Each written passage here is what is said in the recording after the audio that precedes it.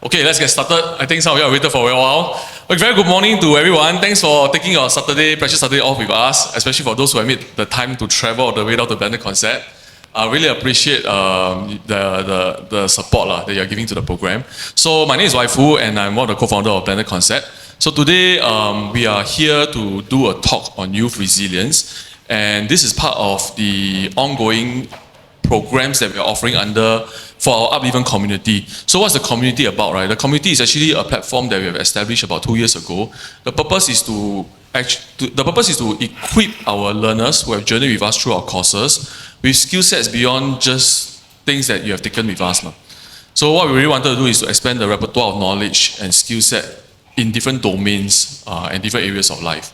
So today what we are here for is really on the topic of youth and youth resilience.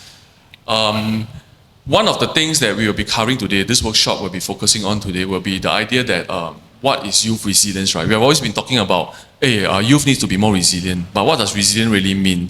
And the second and more important question really is, can resilience be taught? How do we build someone's resilience? By telling them to be more resilient, are we trying to tell them that it's not all right to talk about their failures and their weakness? So that's always the dilemma that a lot of learners are facing. So today, our speaker will be Alastair. I'll introduce him shortly. But before that, maybe what I want to share about is throughout this program, this is the first time we're doing a hybrid. So give us be a bit patient with us. Throughout this program, we'll also be sharing a little bit about our courses. The purpose is not so much to get you to sign up, but in case you are struggling or supporting someone, a youth, and you need some deepened knowledge, this workshop will equip you with the understanding. Those courses can actually deepen the expertise. So I hope you seek your understanding on that as well as we go through the program. Lastly, maybe without further ado, let me introduce our speaker for today, Alastair. Hey. So Alastair is here. Thank you. So I think most of you know him. He's if you go to Google review, you'll see Alastair and the impact and the life that he has actually impacted. So Alastair is with us since we started, and he's one of our friends and also our master trainer. Today, his experience with youth is quite diverse. He worked with a very diverse demographic of youth, including youth within the incarcerated population, RTC, as well as youth from mainstream education, but maybe may have struggled with family relationship or mental health. So today I'm excited to have his inputs with you. So last but not least, the structure for today will go like that. There'll be a lecture for maybe about 1.5 hours to 1 hour 45 minutes. In between there'll be breaks, so don't worry, you don't have to hold in your pee. But separately, at the end of this lecture, we'll have a dialogue. So during the dialogue, for those online, you can feel free to throw in your question. Our admin support will actually raise the question on your behalf. So the dialogue is really for you to ask questions related to the people you're supporting, or any concepts that you're not familiar with during the lecture. Feel free to raise it. Okay, with this, let me welcome Alastair and pass the mic to him. Thank you, Alastair. Thank you. All right. Thank you, Waifu, for the introduction. And just to elaborate a little bit more, I was like a counselor in a secondary school. I work with youth quite a fair bit in a clinical capacity as well in a school capacity. I've also spent 7 years working with the young teenagers, youths in the RTC who are in the prison system. I have 5 youths myself. My eldest youth is 32. So some of us think that youth are teenagers. They are not. Right? Youths are defined as teens all the way up to the ages of 35. So I have 5 youths in my house. 32, 29, 28, 21, and 20. And I've learned what it takes, and I learned what it means to provide the necessary environment for a youth to learn about resilience. And one of the hardest things I've ever had to do was to seriously ask myself, does telling someone to be resilient necessarily equate to being resilient? Wouldn't they already be if they knew how to? Okay? And one of the other questions I would also encourage you to think about, are your current set of behaviors helping them to be more resilient or holding them back? All right, so think about it. What do we actually model? What do we actually do? How do we actually influence them? Today we'll talk a little bit about every one of these things. So if you have questions, please feel free to ask later on. Or those of you who are on Zoom, please feel free to chat, type it into the chat, and then our admin person will raise it up for us, right? So, what is resilience? Right? We hear the word resilience all the time. But in short, resilience is about bouncing back. Resilience is not about being strong or putting on the facade of strength. And what does it mean to build youth resilience, to develop youth resilience? Does school teach them how to be resilient, or does life teach them to be resilient? Do good times help someone to be resilient, or bad times? So if you think about these concepts, if things are cruising and you are providing that sheltered space for your teen, for your youth to flourish in, does that mean that they will not have the opportunities to be resilient? Or if you prevent them from going through difficult moments, are you helping them to develop resilience? Are you holding them back? Okay? Techniques, right? We will have techniques that will impart on you, to you, on how to help you to be more resilient, and we will end up with a Q&A. Okay? And I hope that during this process, you will discover not just techniques, but perhaps to begin the process of challenging some beliefs you have had for a long time. To take a close look, not just at the youth you are struggling, dealing with, but take a close look in the mirror, right? At yourself. What are you teaching them about resilience? How are you showing up each time they need help? How do you view your youth who is struggling? Someone who is a problem, or someone who's struggling to cope with the problems that life presents to them? Right? It's a very important perspective to have, because if that perspective is not an ideal one, it will shape all behaviors subsequently. Okay? Right. You're going to do a little bit of a quiz. Right? For some of you who are present with us, do just scan the QR code that you see here. Right? And for those of you who are online, if you haven't already done so, it would be a good time for you to scan the QR code to get the ebook so that you can follow today's lesson. Right? Sorry, I forgot to mention it earlier. If you scan the QR code, and the QR code in the preceding slide, perhaps I will have to go back. Sorry for all of you.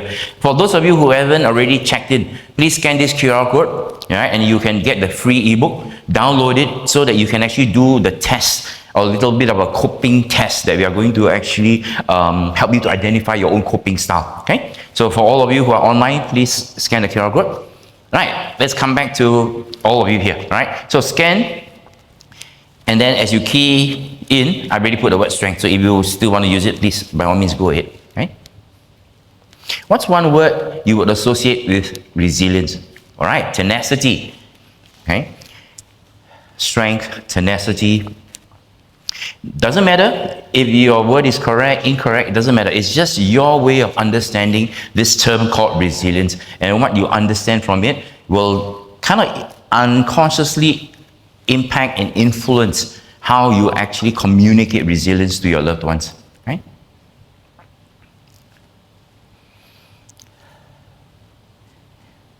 All right, so for all of you who are here with your handphones, please go ahead and scan and key in. Hanging on, right? Right, resilience is hanging on. Good. Okay. Okay. Focused and driven by some meaning or purpose. Good. Right. Perseverance. Right. Okay. So these are all words generally we associate with resilience.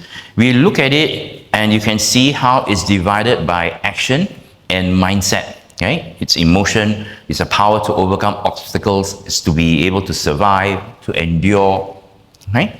So if you look at it, there's this sense I get that a lot of qualities of resilience is actually coming from within a person. Make sense? Right? It has to be from within you.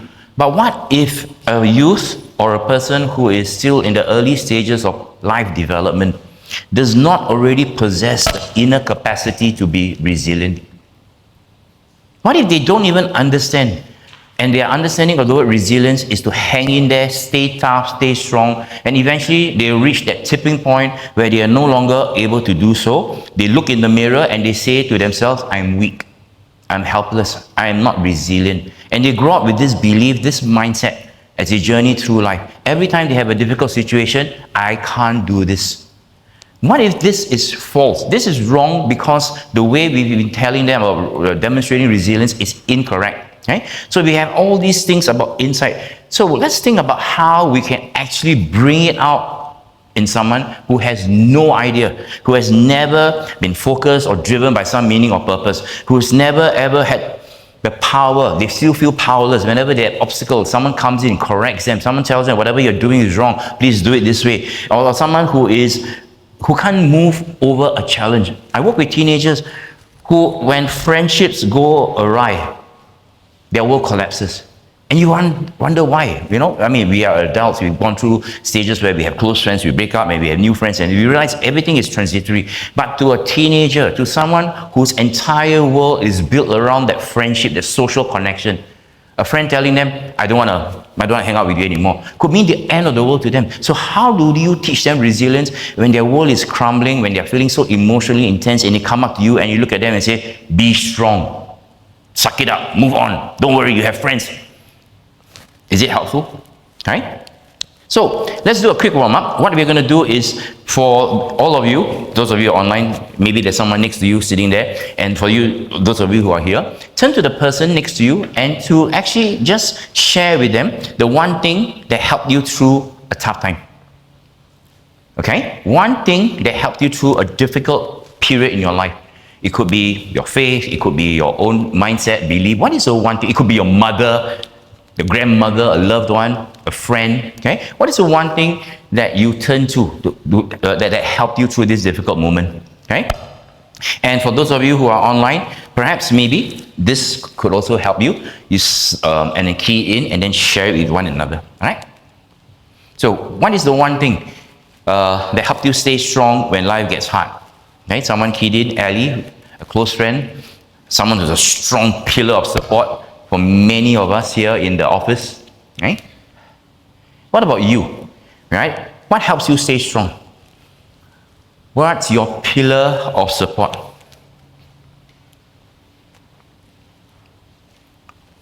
Family, friends, the support of loved ones. Good. What else? Some of us have our religious faith, our beliefs. Right? What else?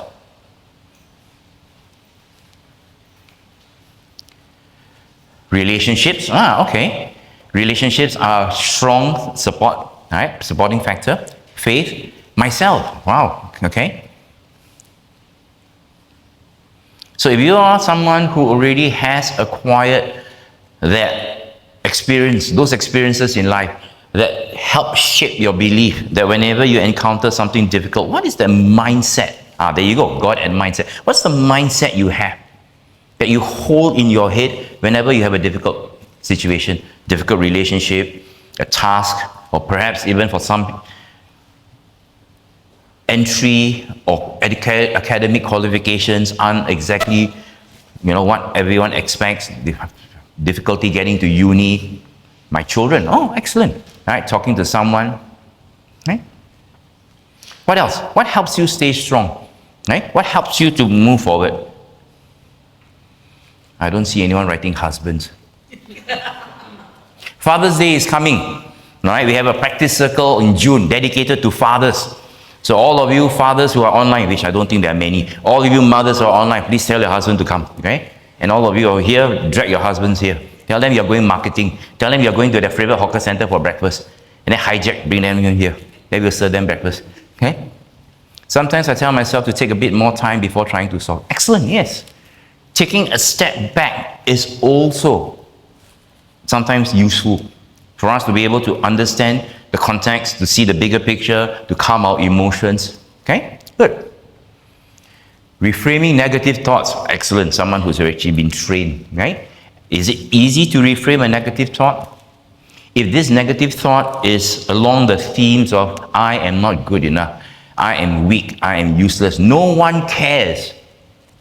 Right? So many of the youth I work with have a very unhealthy belief system, a very unhelpful environmental system, the ecosystem. While I'm not saying the ecosystem does not show love, but the love is being shown in a very unhealthy way, right? Where parents, through what they think is called tough love, tell them things like, oh, you need to be strong. Don't worry, we are here for you. In the meantime, be strong. How does that work? We are here for you. In the meantime, be strong.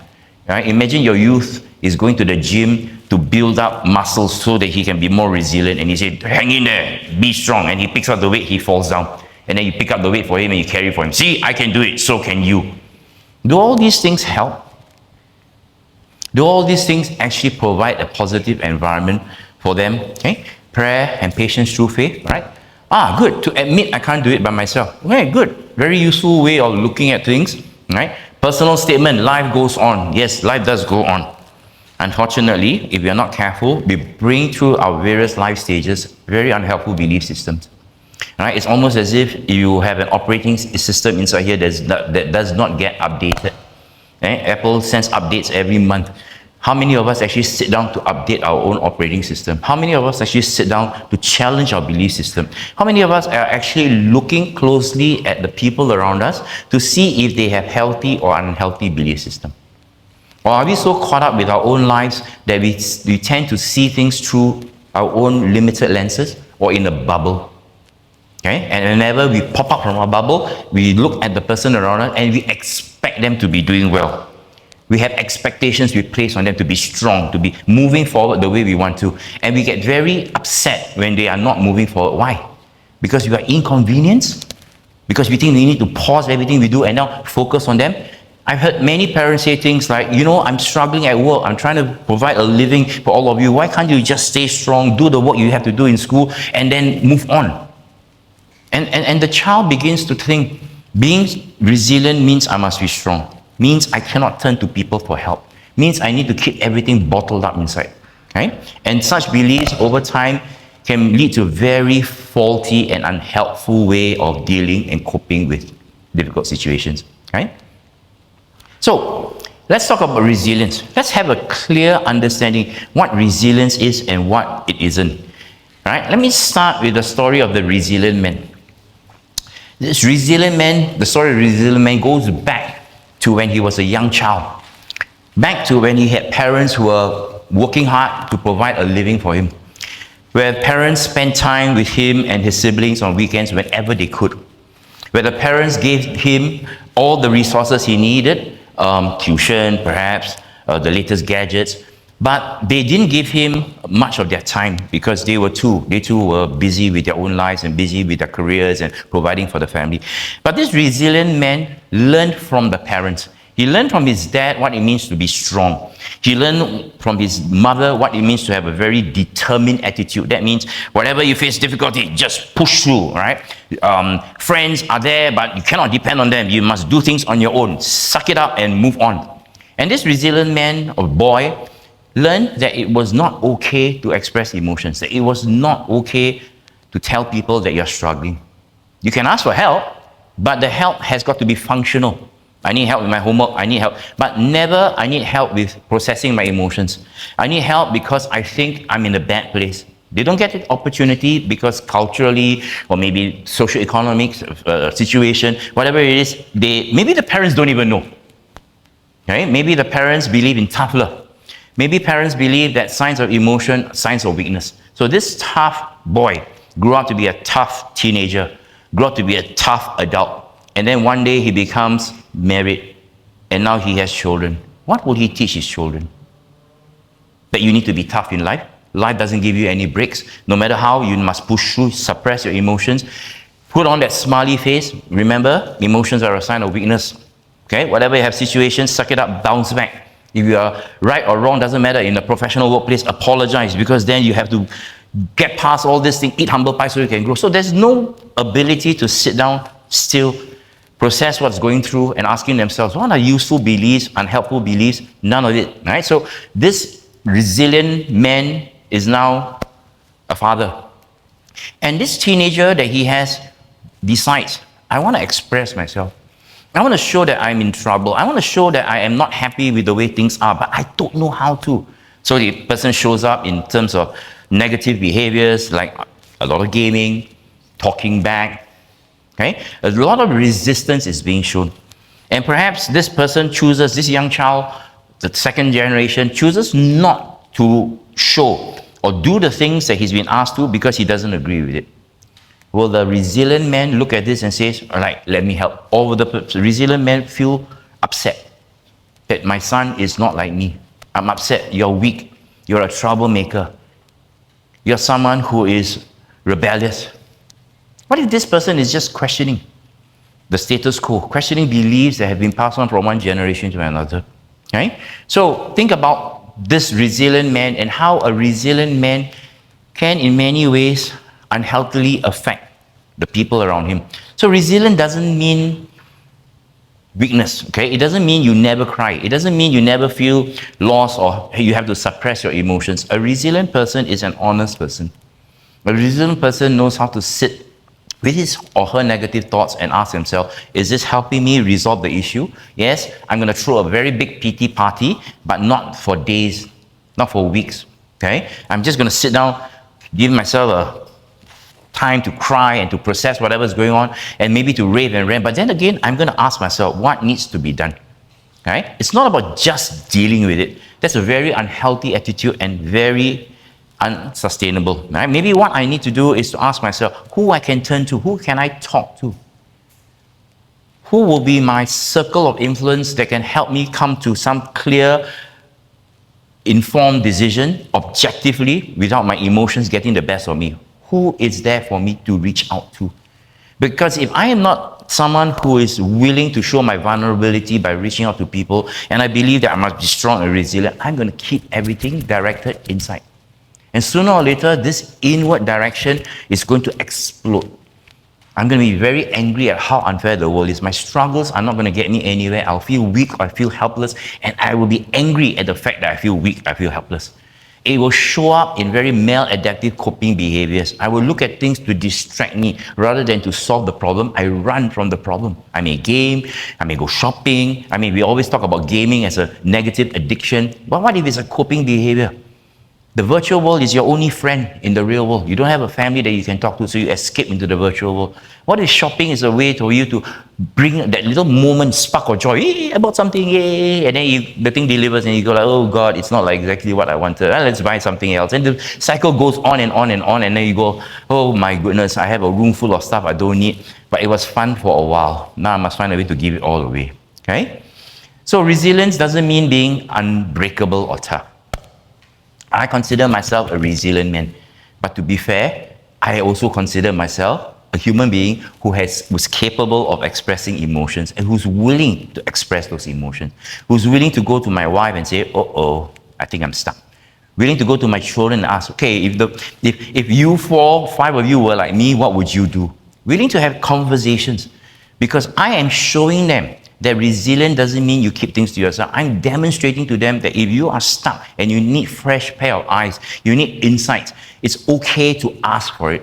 Because they too, sooner or later, will be parents themselves. They too will find partners to live with and settle down. I want them to be able to have these kind of conversations with their loved one. Resilience means you're flexible, you're adaptable, you're resourceful. All right? And this word resourceful, flexible, adaptable can be taken in the wrong context as well. I worked many years with boys in RTC who are very flexible, very adaptable, very resourceful, but they do it the wrong way. And what happens after that? They get into trouble. And what happens when they get into trouble? The parents threaten them. The parents see the act of criminal disobedience as signs of, I have a problem child. I have a child with very negative friends. I have a criminal in my family. But what if you looked at it and says, instead of saying all that, I have a child who's coping with life in a very difficult way and does not know who else to turn to. His friends are his source of comfort and inspiration, whereas I should have been there for them in the first place. All right? So instead of feeling guilty, perhaps we should ask ourselves, what are their behaviors telling us about ourselves? So resilient means you have different ways of coping with life's difficult events and experiences. I would encourage you to think of yourself and ask yourself, what is the toolbox that you possess to navigate all the life's intricacy? Because if all you have are maladaptive coping behaviors like distraction or using your anger and your emotions to solve problems, then that's how you will approach every single thing in life. You get upset very easily when things don't go your way. You get angry, right? When people challenge you, when people question your beliefs. And one day when you're at a workplace and you express yourself with such behaviors, you're going to be labeled a troublemaker. You're going to be labeled as someone with very limited career opportunities. You're going to be labeled in the wrong way that does not do you justice. And you get frustrated. You leave the company, you go for another company, and the cycle continues to repeat itself. Right? So, to help you understand how you cope, there's a little survey here. Right? If you have not downloaded your ebook, you need to download your ebook. And then in the ebook, there is this little survey. For all of you who are present, what you're going to see is this. Okay? And some of you who are online may find it difficult to do this exercise because you're using a handphone to follow us. Doesn't matter. I hope you can actually see this. Now, this is how it works. There are 4 domains, A, B, C, D. What you need to do is under A, right? You will see here, there's A1 to A6. All right? So there are numerical scores. So if you say, for example, I talk to my family, friends about how I feel, almost always, and then you circle. Okay, I let my feelings out, I cry, I get upset, frequently, circle. Circle what you think is the best description of how you manage situations. I bang things. I want to be on my own, I cold shoulder everyone, right? So no one is going to access your score. Don't be afraid of being honest, just circle. And after you finish circling the whole lot of the 24 questions, the next thing to do is to total up each section, right? Total up all the scores you have in A, total all the scores you have in B, C, and D. It'll be an interesting exercise of discovery, right? For you to understand how your coping behaviors, current set of coping behaviors are. Please don't be too concerned about the score. It's too extreme or whatever. It's just a realization. And then acting on the realization, I think, is a lot more important, okay? And there's no perfect way of doing things. There's no perfect score, right? Okay, I see some of you have done and some of you are about to finish up, right? So, 4 coping styles predominantly exist. And these 4 coping styles have been identified, right? So, as either emotion-based, toxic coping, or avoidance-based, or problem-based, right? So what does it mean? All of us have different coping styles, and there's no right or wrong. I think depending on the situations we find ourselves in, we may have one particular style that we revert to and one particular style that we eventually come to. For example, if I see something happen, I could be quite emotional about it because I feel a sense of injustice. My values are affected. And the question is, after I've calmed down, what do I do next? All right? Do I let my emotions get the better of me, or do I go into a problem-solving mode? That means I sit down there and say, okay, now I realize I'm really angry, but that's not going to help. I'm really scared. That's not going to help also. So what's the best way around it? Okay? So you will look at your range of scores. You will find that there's one that ranks higher than the others. Right? And you will also find that there may be 1 or 2 very close, or not so close, but ranked second or third. And if you ask yourself, realistically, thinking about the last few difficult coping situations or the difficult situation you found yourself in, how did you cope? Okay? What did you fall back to most often? So you could have 1 or 2 particular ones. In an ideal state where you're emotionally quite regulated, life has its challenges, but you're not in a bad place. You are managing things as they come along. You hit another road bump, hit another setback. Your coping style may be positive. But if you are not in a good place and you are now going through a series of very difficult situations, your coping style can be quite unhealthy. Okay? Your emotions can get the better of you. I remember conducting several classes in the past where we talk about coping styles, and it's quite difficult for a person who is very emotionally based to understand that this set of emotions, while useful for processing, is not useful to sustain in the long term. So they go into emotions, they express emotions, they're so angry, and they come to the conclusion the world is unfair and people need to do something about it rather than me, and then they stop there. Okay, so they don't even go into the problem base, because solving a problem simply means you must start from admitting there is a problem. And then you must ask yourself, am I willing to solve the problem?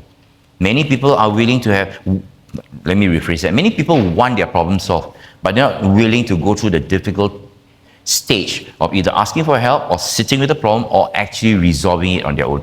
Toxic coping, you express your emotions aggressively. You may result in guilt, strained relationship. Right? So the toxic coping behavior is a result of learned behaviors.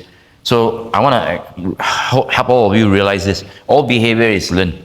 Whatever behaviors you have, this default mechanism, it's a learned behavior. You either learned it from a young age and you carry on with it, or you learned it as you grew older and you put aside all the very unhelpful behaviors and you relearn new ones. Okay? Avoidance based, very simple. If I don't face up to the problem doesn't exist. Okay? So you're like the ostrich who sticks the head into the sand and says, just because I don't see the problem isn't there. Okay? Everyone around you can see the problem except you. And that's the definition of insanity. It's almost as if you have, body odor. Everyone can smell you except yourself. Okay? And so that's scary. If you have a supportive environment, someone who loves you can come up to you and says, I think you need a shower. Or someone come to you and say, listen, this way of doing things, do you realize that it's actually causing you a lot more stress? But if you don't have the environment or you don't feel supported, you could be very offended if someone came up to you and pointed something out to you. Okay? So coping styles are not definitive. Coping styles will change. If you put in the effort, you make the necessary tweaks in the way you see things, acquire a certain set of skills, you realize your coping style can only get better. Okay? Many times coping styles are unhealthy, not because people want it to be unhealthy, but because of ignorance. They don't know any better. Right? So that's the stance I take. Right? So when we talk about resilience, let me use this analogy of a tree, right, to help you look at your own life and to ask yourself how resilient you are in the context of a tree. Now, trees, we all know, that the strength of the tree and where and how well it grows, etc., stems from the fact that it has got roots that are planted deep in environments that are fertile. Okay, you may have the roots planted deep, but there's an environment that's not very fertile. To help strengthen the tree, grow the tree, isn't going to be there. Okay, so the roots signify the values and beliefs that guides you. The trunk is your set of strategies, right, that will help you when you find yourself in a very uncomfortable position or difficult situation. That trunk can be either strong, it can be hollow. Okay, so on the outside it looks big, it looks strong, but inside is weak. It cannot stand the test of time. And your branches are your basically actions, right? All these things that you use to cope. And sometimes we think about it, the leaves we have are the people and the results or the fruits of our labor. Okay, so if you look at the resilience tree, okay, and you understand, you're not quite sure what values you have or your coping strategy, whether they're useful or not. So one of the things that we can do is to look at ourselves in the context of our routines, our patterns, and our default coping behavior. How do you manage when things don't go your way? How do you deal with setbacks? Okay? And when you deal with setbacks in an unhealthy, unhelpful way, that is an indication that your trunk is hollow. It's not really strong. And if you think about it, you can also ask yourself, where is this coming from? Are there sets of unhealthy beliefs and values that are supposed to guide me, but I'm not living according to it? I'm living against it, right? So perhaps, for example, I have a value of respect. And at the same time, I live in a home where we are all cramped up and there's very little space for us to have this sense of privacy, but we can still respect each other's space. Right? So if I'm living in a home where I don't feel respected, it could look like someone goes through to my things, someone takes my things without asking me for permission, or someone goes into my safe space and lectures me, scolds me when I'm in my bedroom, wanting a bit of privacy. I don't have it. So I'm now clash of values. I value privacy, I value respect. And the very people in my life, my parents, are not showing me that respect or that sense of privacy. So now I'm angry. Okay? And instead of coping by sitting down and talking to them, I may feel that I need to scream at them. So my coping behavior is unhealthy. I scream at them, they scream back at me, and then I leave the house, I hang out, I choose not to go back home. Now my coping behavior, my support mechanism, and everything else is weak. Something can come along and blow, and everything will just fall to pieces. Okay? So take some time now. I want you to examine your own resilience tree. Right? For some of you who are here with the handouts, you can do it. For some of you who don't have, I just want you to think about your life. Right? Think about the various domains. I want you to write down what are your resources and support systems. Okay, you have a difficult, all right, some of you already talked about it in the earlier slide. If you are in a difficult place in life, okay, what do you turn to support you? Look at then the trunk. Look at some of your coping behaviors. Don't judge whether healthy or not. Right? Look at the coping behaviors. Whenever I feel bored, what do I do? Whenever I feel sad, what do I do? Whenever I feel angry, what do I do? Whenever I have a difficult period in my life, maybe I'm studying for exams and I feel that I'm not coping very well, or when my results come in and the results aren't there, or I'm having trouble at work, what do I do? Okay? Are there any patterns that you begin to notice? Because all of us have patterns, habits, patterns. We think it's not there, but everyone else around us can see it. And then going down a bit deeper, asking yourself what values and beliefs you have. Okay? This too shall pass. It's a belief, grounded in the fact that you've gone through life and you know everything that you go through is transitory. All right? But to tell someone who is going through a difficult period, this too shall pass, it's not helpful. Because to them, that wave that they're in, that storm they're in, they don't see an end in sight. Okay? So what are some values and beliefs that you possess yourself? Okay? It's a little bit harder to uncover, and many of us don't have either, I wouldn't say the experience in uncovering such thing, or we may never have done an exercise like this or sit. So please be patient with yourself. Okay? What sort of values and beliefs do you have in life? Right? Hard work, for example, respect, accountability. All these things are part. Independence, initiative taking. All these are values. Okay? What is belief then? I believe that hard work will always pay off. I believe loyalty to a company will pay off. Then one day you get retrenched. How do you deal with things like that? Okay? Beliefs sometimes sometimes need to be updated as well. Right? Values? No. Values are there for life. Beliefs need to be modified. So some of us may still be holding on to updated or outdated belief system. Okay? I believe men don't cry. I believe everyone should be strong. Okay? I believe that if I pray hard enough, my problems will be resolved. I have no issue with that. But the problem I have with that is if you're doing a lot of praying and you're sniping at the people closest to you, you're being sarcastic, you're being caustic, you're being negative, then it's a bit tricky. Okay? Because you're basically asking God to do your work, which is to build relationship with the people around you. Okay? So that's also a bit of an unreasonable ask. Okay? So just develop your, draw and look at this resilience tree of your own. Right? Some of us may find it difficult to share. It's okay. Yeah, let's just get it drawn out first.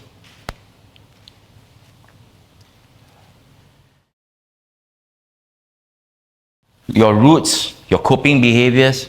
Sometimes it may be useful if you have someone you trust, someone you are close to do this exercise with them and perhaps to point things out to you if you're comfortable with that. If you're not, it's okay. Okay? Spend some time. Today is not just, don't just do this exercise here because we're being asked for the first time. And I'm very sure if you begin to start thinking about it over the course of this week, look at how you deal with situations.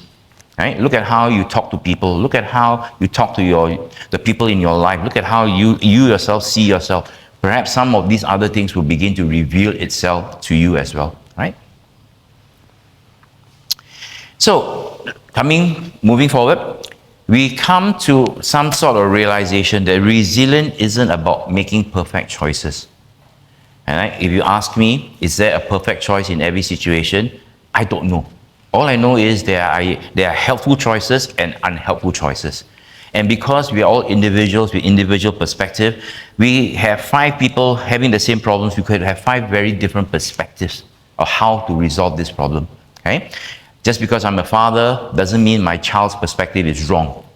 It means they have a different perspective. I have a different perspective. It's useful if we both sit down and we share each other's perspective so that we could come to some sort of understanding. Okay, never saw it that way. Or you look at me and say, okay, so this is a perspective from an older person. Okay, I get to see it. I get to understand what you mean by long term. But right here, right now, I get to see what you mean by right here, right now, what you're struggling with. Okay? It's about the process, how we learn from what didn't work, reflect and try again. And this is a thing that most of us don't do.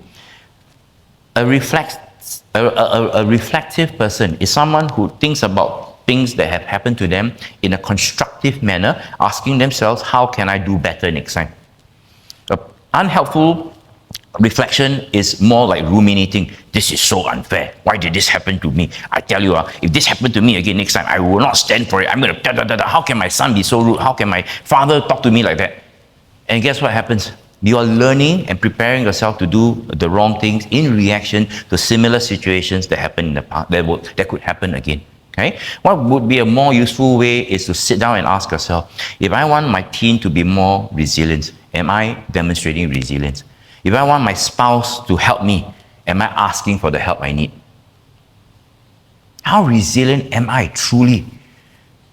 Right? And many times in my clinical practice, I'm quite sad to say that there are many parents who have very high expectations for the generation that follows them, without realizing that they've already planted the seeds at a very early age. I once had a father who brought me in to deal with his son who was suffering from depression and anxiety. And you know, after working with the son for months and months, I had a conversation with the father, and I just asked passingly, how are things with you? And the father's answer was, every day is like Groundhog's Day. I feel like I'm a hamster in a treadmill. Every day is the same. I said, why do you say that? He says, well, I've been taking antidepressants for the last 20 years. And my eyes lit up. I said, you're taking what? For how long? Oh, I've been on antidepressants for 20 years. But I don't like it. I don't like that my son is going through depression. Can you see the irony of it all?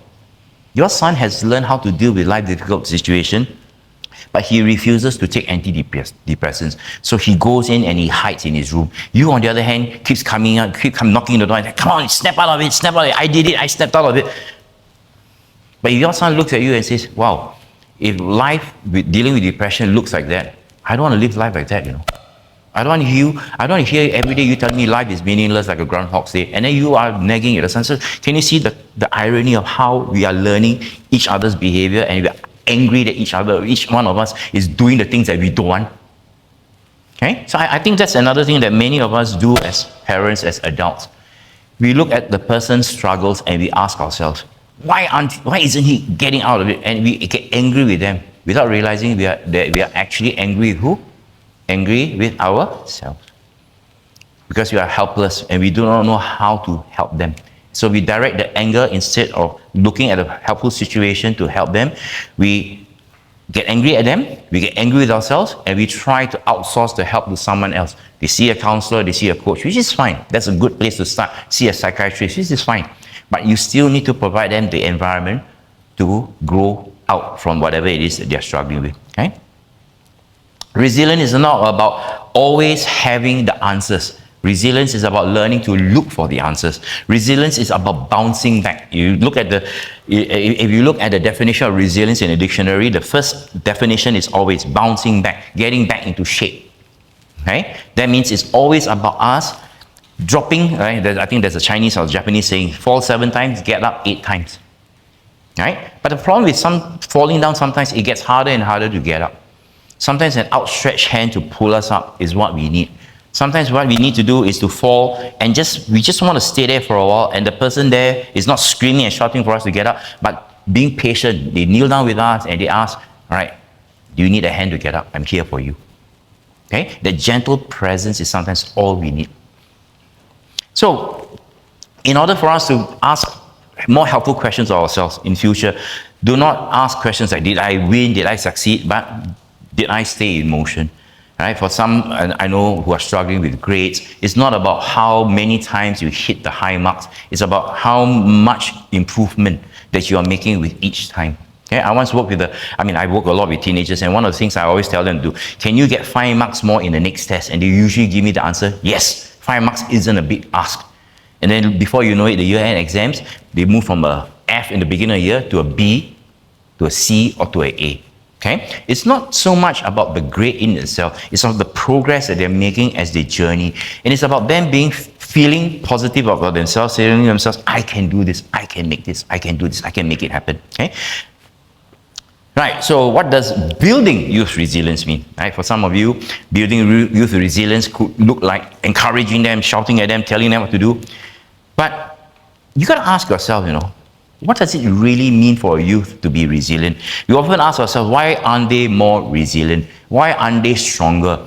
And it scares me when I hear descriptions of this people saying, oh, this new generation very weak, strawberry, and all kind of labeling, snowflake and all that. Okay? Where do strawberries come from? Strawberries come from strawberry tree. So if you blame the plant for being a strawberry, ask yourself, what did you plant in the first place?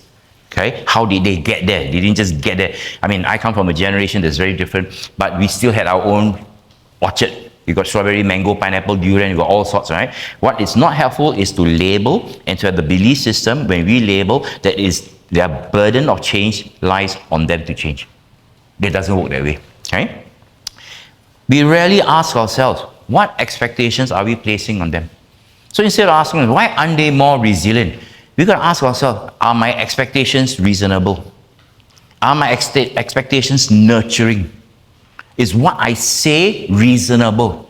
If they challenge an expectation I place on them, I want you to do well, and the kid asks, what does well mean? I want you to go to university, and your child looks at you and says, did you go to university?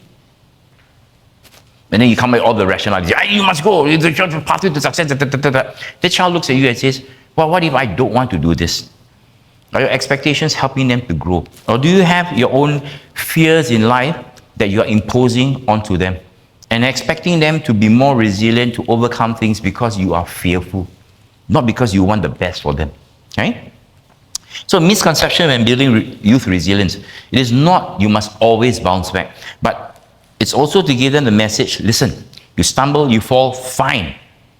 Okay? You deserve a space to recover, and I'm here for you. I'm here to help you to think about what it takes for you to grow from the experience. It's not about staying stronger and then just bouncing back. Unless you're a ball, and sooner or later, even balls get deflated. Right? And you expect the ball to keep bouncing up and down, bouncing up and down. And now the thing about bouncing, it stays in the same place. It bounces and bounces, but it stays in the place. Right? So sometimes we ask ourselves, does it mean necessarily that resilience is all about bouncing back? I always feel that, it's about the hand that guides the ball and not about the ball itself. Resilience isn't built alone, it's co-created. Okay? So if you want your child to be bouncing around like a ball, please give them a hand so that the bouncing is forward moving rather than static. Especially for youth, resilience grows in relationship. Okay? Many parents and many adults seem to have this misunderstanding that if I correct you and you act on my corrections, life will be good. But if you don't have a connection, no one is going to listen to your correction. All right? So connection always comes before correction. If you have a set of rules you want your child to follow, then you know it's good for them to develop resilience. That means healthy routines, helpful coping behaviors. Then you got to ask yourself, do I have a relationship first before I impose rules on them? No one follows your rules unless they know you have their best interests at heart. So the second thing that I need you to remember is relationship before rules.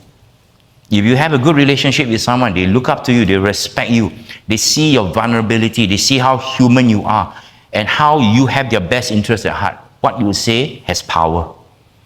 Right? Your words are gold. You have ability to influence them. But if you don't have the respect, if you don't live a life that models resilience, you are not showing them ideally what life could look like, then they're not going to look at you with respect. They're going to turn to someone else. And heaven forbid that someone else is a media celebrity.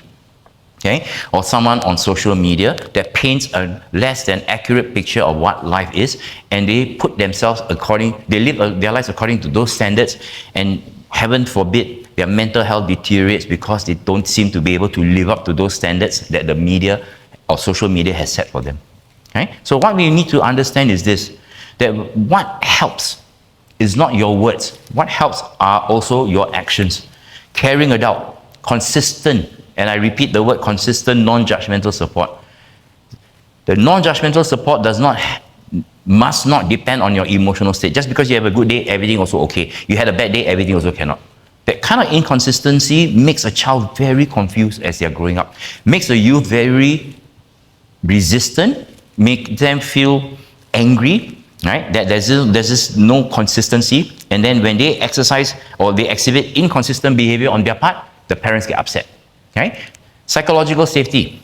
Psychological safety means space to fail, space to ask questions, space to challenge.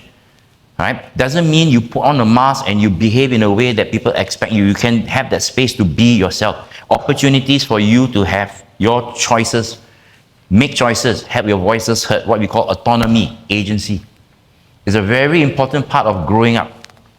To know that I am not being ignored, to know that I have a voice, I have a say, that I can actually have someone by my side to help me make sense of very difficult experiences. Remember, a youth, a child, youth, adult, they are going to go through many things for the very first time.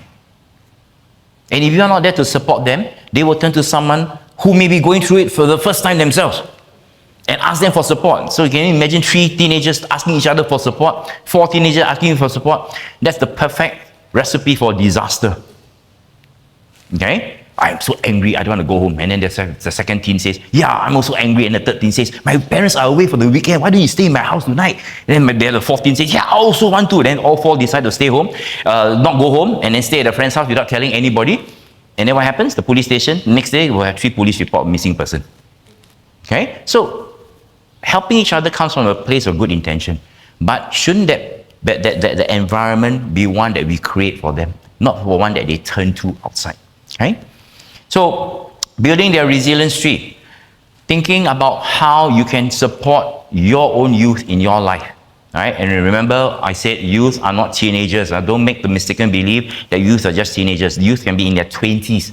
They're navigating careers for the first time. They're going to university, staying in a hostel for the first time, having exams at a different level for the very first time, going to work for the very first time, starting relationships, breakups after many years. A lot of things are happening for the first time, and heaven forbid they go through a difficult period in their life in their late 20s, mid 20s, and they turn to alcohol or they turn to friends or unhealthy coping behaviors because you're not there to provide them that support, the pillar, that safe space to come back home, their home base. Okay, so once your roots are watered and how you're treated, your trunks will grow stronger. Okay, the respect you get will build a belief in yourself that I am valued, I am useful, I am treasured. No matter how many mistakes I make, doesn't matter my academic qualification, doesn't matter my state of my bank account or whether I have a good job or not, my parents love me and they're there for me. Okay, they care for me and I can succeed and I can fail falling forwards. So our branches grow towards sunlight. And the sunlight are basically the people and systems that believe in us. Believing in someone may be very difficult. You may be in a place where you're struggling. You may be in a place where you're angry. You may be in a place where you have been disappointed many, many times by the loved ones, by the youth in your life. Okay? But it's never too late. Rather than casting them away, I would say remember to separate the person from the behavior. If you took away the behaviors, they are still the same person. That very person you brought into this world, that cute little baby, that turned into a cute little child, that turned into a not so cute teenager, that turned into a more horrendous adult, they are still the same person. Okay? They are the product of you, where there's you in them. So perhaps if you looked at it differently, and perhaps if you did something on your part to make the little bit of the changes in your own perspective, maybe their hearts will soften. Maybe your heart will soften. And maybe the time for constructive growth will begin, healing to take place, rather than just being angry. Okay? So resilience is about relationships. Okay? It's about relationships that help you develop to be the best person you can be. It does, and if it's that, then how we, as the support system, how we show up also matters. Our mindset matters. Our attitude towards helping them, that also matters. And when we model how we respond, what we believe about them, that changes. Okay? It shapes their ability to grow through challenges. I remember I came from an old-fashioned family where mom and dad both worked very hard to try to give us the best life. And their ways of encouraging us were very old school. Right? They basically left you to your own devices. You needed help, they gave you the tuition teachers you needed. But the love and support that we needed, okay, that presence sitting with you wasn't there. It was very instructional. Right? Relationships were very instructional. I give you instruction, you just carry it out. I tell you what time to do, this, where things are. There's no connection at all. So at this level, I know that they love me. I know that they love us. But at this level, I didn't feel it. So if I didn't feel this and I know this, the connection isn't made. So I begin to feel less than important. So you will then end up looking outside for that love and validation through relationship, through friends. Okay? So I once asked myself, if one day I became a father, what kind of father would I like to be? Then my answer was to be the father I wish I had. Okay? So what's the kind of father I wish I had? Someone supportive, someone who takes time out to spend time with the kids, someone who places them as a priority. And everything else they do, this father do, like I do, I'm a businessman, I'm a trainer. Everything else is secondary. It's a means to an end. And what is the end? To help my children to be the best version of themselves. Okay? So if you think about it this way, whether you're a dad or mom, really doesn't matter. You got to ask yourself, what is the legacy you want to leave behind?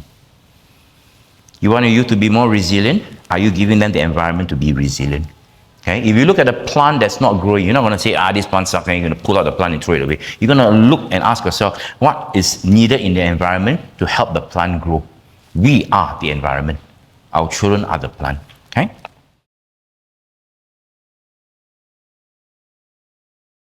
Helping you build resilience. Now now that we finished the first part, which is basically to understand what resilient is, what it isn't, looking at yourself and how you are coping, and asking yourself whether in the little test we did, the coping behaviors you are displaying is in a way affecting and influencing the way your youth or the person in your life or the people around you, how they cope with life situations as well. Okay?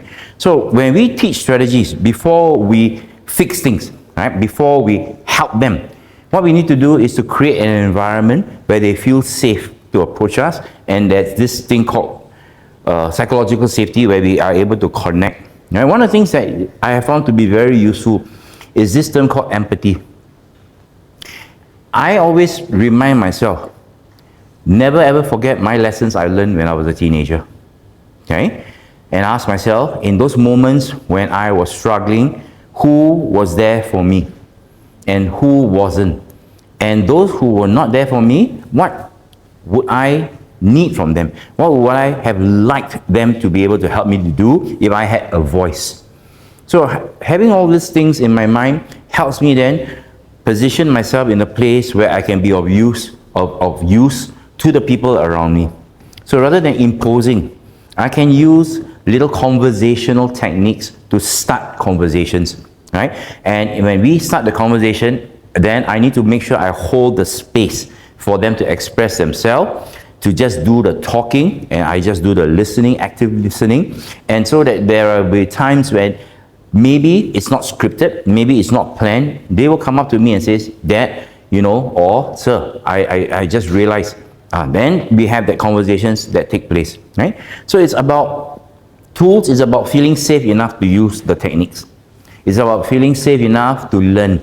It's not about quick fixes. It's about, number one, like I said earlier, being heard and understood.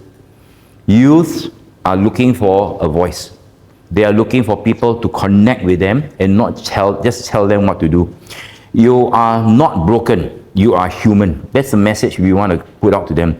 You are not about what you can do. It's about what you mean to me. It is about, let me just put this in context. I can say a ton of words, but if I behave opposite, does it help? Yeah, I can keep saying, don't worry, it's not about your grades, it's not about your results, you mean the world to me. And the next point I make is, have you finished preparing for your exam? And then when the grades come in, hey, how come you got so poor results? Why didn't you do better than your sister? Why can't you do better? Well, you didn't do better than the last time. So everything I say and everything I do is at odds. Okay? So we need to be very mindful. Are the words and the actions connecting? Right? Actions speak louder than words. You all know the saying. Yet we impose on the kids. You see, you tell me you want to do better, but your actions show that you're not. And then the same thing can be said of us.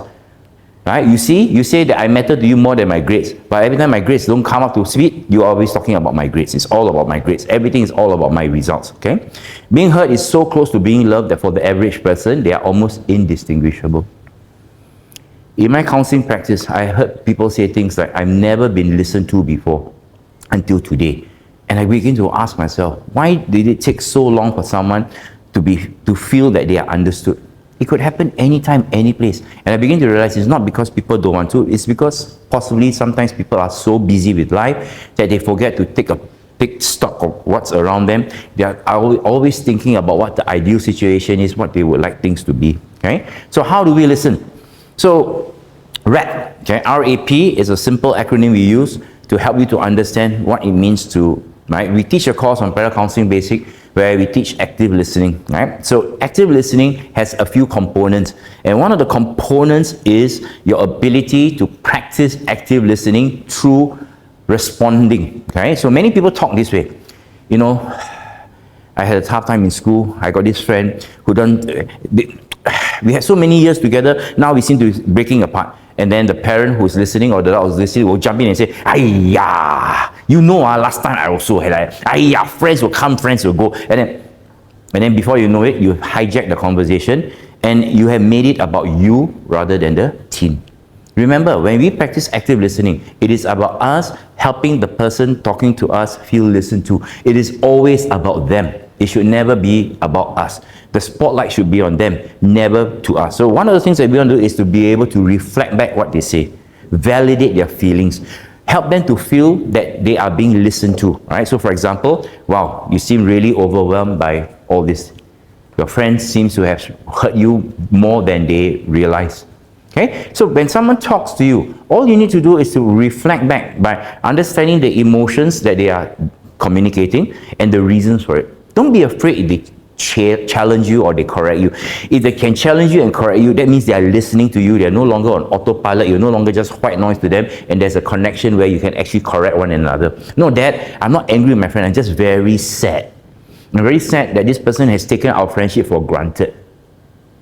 Okay, and then you can ask another question, like for example, you work or practice affirmation. Wow, you seem like you work very hard in developing this friendship, and yet at the same time, this is not being reciprocated. Pause and perhaps ask a question: what would you do next? Can you see how this process can be more helpful to them rather than you jumping in to give them a solution, correcting them, or telling them to cheer up, come on, suck it up, life is good, life will go on, all this is transitory. No. Right? To a teenager who's lost a close friend, it could be the end of the world because there's no other resources available. To someone who's struggled very hard to prepare for a year-end exam and to do badly at the exam means the world that they are currently in is crushing down on them. To know that their friends are moving on to do courses or move on to other things in life that they aspire to, they're getting left behind, it's very crushing. Okay? And for many people who don't seem to understand, I've been in a school system where I've actually seen children getting their school results and it hurts. It's very, very painful. Okay? And then when they go home, they get hurt again. Second time round. Is it fair to them? When they get their report card and they realize their friends are doing better than them and they quietly says, I put in all the work, why am I not getting the result? What is wrong with me? And then you go home, there's some loved one who will look at the result and says, your results are so bad, what is wrong with you? Then it just amplifies the fact that it's no longer about the result, it's about them. There's something wrong with them. Imagine going through life, every time something goes wrong, you always ask yourself, what's wrong with me? What's wrong with me? What if there's nothing wrong with you? What if the people around you just aren't aware of how they can help you? So the first thing they do is they scold you. They ask you, what's wrong with you? Hoping that you will do something about it, and then you save them the burden of being part of the solution. So many times people interject and say things and they are actually adding on to the problem rather than being part of the solution. Okay? So RAP is to reflect back, to validate, to let them feel understood. A is to affirm. Okay? To empower someone is not to praise them. To empower someone is to spot the strengths, the positive behaviors that they have taken for granted. To affirm someone means I am looking out for your positive behavior. I'm looking out for the strength. I am not focused on the end result alone. Okay? End results are feedback. We cannot ignore feedback. You cannot affirm the feelings and the efforts at the expense of the results. We need to take both and put them both in context. The result tells me you're doing some things well. It tells me that some things need to be improved. No more, no less. It doesn't tell me whether you're good, you're bad, you're smart, you're stupid. It doesn't matter. It is just purely feedback. Then the affirmation is to empower you to look for solutions to get past whatever it is that you're facing, the setbacks you're facing. So I affirm the effort. I affirm, don't give up. Okay, despite everything you've done, I wish I were like you. And one of the things I always tell my children, I wish I were like the 4 of you, 5 of you. I wish I was like you when I was your age. Okay? I wish I knew the solutions. or how to bounce back, and rather than just to sit in one corner and then just to try to tough things out when you are actually falling apart inside. Right? And P is to pause. Remember, it's not about short-term gains. It's about long-term solutions. Okay? You don't put a seed into a pot and expect it to grow overnight. It takes time to flourish. And you never know what seed you planted in unless you're very conscious. Don't just throw a couple of seeds in and hope that you get a plant when actually you put in the wrong seed and then you get something else completely that's not what intended. Okay? So don't rush, hold the space. Silence. Right? I think silence is a very powerful way for us to actually express our presence. Many times we fill up presence with a lot of meaningless words, a lot of words. We just talk and talk and talk and talk and talk. Maybe what we need is silence for the person to process, to feel safe, and then to share. If you think about a difficult period in your own life, think about something you struggle with, and someone sat with you. Did you automatically just pour everything out? If you could, fantastic. Or are you the sort that will find it very difficult to articulate? Then once you get past that stage of discomfort, you share a bit. Then you share a bit more. Then you share a bit more. Then before you know it, you're expressing yourself. Okay? So when you started sharing a bit and a bit before you express yourself, how did the other person, what was the other person doing? Chances are they were just sitting there with you in silence. Maybe they just put their hand on you and say, it's okay, I'm here. Take your time. That's it. Okay? I recently was with someone who was using ChatGPT to do counseling. It was hilarious. And ChatGPT said, keep saying the same thing. Take your time. I'm there for you. You're very brave. Take your time. I'm there for you. Take as long as you need. And then you come back 2 days later, the ChatGPT says, you're very brave. You took all the time you would. Take your time some more. I'm there for you. So I asked myself, is this an algorithm, or is it something that really works in real life that has been translated? But in real life, we don't do that. We don't say, take your time. We say, I got no time, faster talk. Okay, faster talk. I want to solve your problem, and then we both move on. Okay, there are only 24 hours in a day, 7 days a week. Okay, there's no little time. Always move forward. That is the story of the resilient man who will eventually crumble one day. Okay, I would rather take time to move forward than to rush and fall into a hole and break my leg and then not be able to do anything for an extended period of time. Okay, and I use this analogy of breaking leg, but it could be a mental health issue that is building up slowly without you being aware. Okay, and then suddenly, out of the blue, your teenager or your son or your daughter in their late teens or early 20s suffer from depression, suffer from severe anxiety disorder. These things don't happen overnight. They take years to build up. It takes an average in Singapore context 11 years before someone admits there's a mental health issue. So if you are in your late 20s and the mental health issue is showing, or late teens, that means it started when you were a very young person and you were just sucking it up until you couldn't. It just exploded. Okay? So reflection stems, right? This is a little bit of a tip for you to start the process of reflecting back. I can see you are upset. I sense there's a lot of things going through your mind right now. Would you be willing to share with me? Okay? I hear, it sounds like, okay, the people that are around you are behaving in ways that are not really respectful of you. Okay? It sounds like you are in a place where you're struggling. Not just struggling, but you're drowning. Okay? You feel that dad doesn't care, mom doesn't care. You feel that no one cares. Okay? You feel all lost and alone. I'm sorry. I think it's important if you don't know how to be honest and open without interfering with the person's issue that they're facing. In the prison context, one of the simple exercises I used to do, I love you, I'm sorry, please forgive me, thank you. 4 simple phrases. I love you, I'm sorry, please forgive me, thank you. 4 simple phrases. And you'll be surprised at how difficult it is for many families to actually utter these 4 phrases from the heart. You hear people saying, I love you, sorry, like that, I do the best for you, Then the please forgive me, nothing, then thank you. Okay? They take it very lightly because there's no intention, there's no power, I don't know. They're just saying the words for the sake of saying it. But these are 4 important phrases that I would encourage you to consider using if you're trying to mend a relationship that is not in a good place. Okay? Sit with the person that you are, who's having struggle and tell them, no matter what happens, I love you. I'm sorry that I've been this way in the past. Okay? Please forgive me. I've always been very presumptuous. I've always made assumptions. I always took you for granted. Okay? Please forgive me. I thank you for being honest enough to want to spend time with me. I thank you for being open. How can I help? Okay? And then sit down there and pause and wait. Okay? So I think it's very important for us to make sure that whenever someone comes up to us, please don't be so quick to give them words of encouragement. That's not what they need. They need your presence. They need to be heard. They need to be felt. Okay? So if someone says, for example, I give up, nothing ever changes. Every time I try, I fail. I'm useless. What's wrong with me? What would you say to them? What could you say to them? Anyone want to try? What would you say to them?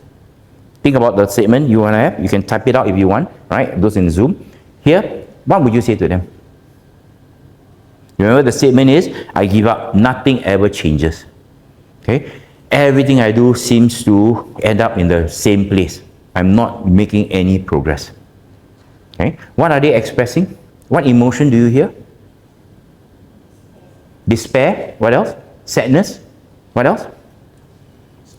Frustration. Frustration is a subset of anger. Perhaps there's a bit of anger. What other emotions are they expressing?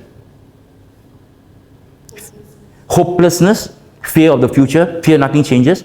Right? So if you can identify the emotion, you can articulate back to them. Right? Wow. You feel what? You feel scared. You feel angry. That all your efforts amount to nothing. You feel scared. Right? That no matter what you do, you end up in the same place. So it's a very important way, because when we are sitting down to identify someone's emotion and to help them to make sense of it, what is going to be very important for you is that your willingness to be vulnerable with the person sitting with you. Okay? Not jump in and say, oh yeah, I also last time was like that, I also was scared. Don't be scared, okay? No, it's about your ability to articulate the fears they have in them. You're scared. Okay? You tried your best and nothing seems to work. Okay? I wonder how I can help. I wonder, at the same time, I want you to ask yourself in here, ask yourself whether you are part of the contributing to the problem. Could the fears they have and the very phrase they're using be their way of articulating your expectations of them? Nothing ever changes. I wonder what they mean by that. Okay? I give up. I wonder what they mean by that. This phrase, I give up, is a very scary phrase. When I hear people saying, I give up, I need to listen very closely. What do you mean by I give up? Okay? Because you say multiple times, I give up, I give up, I give up. You could actually end up giving up. And one day, you can't get out of bed.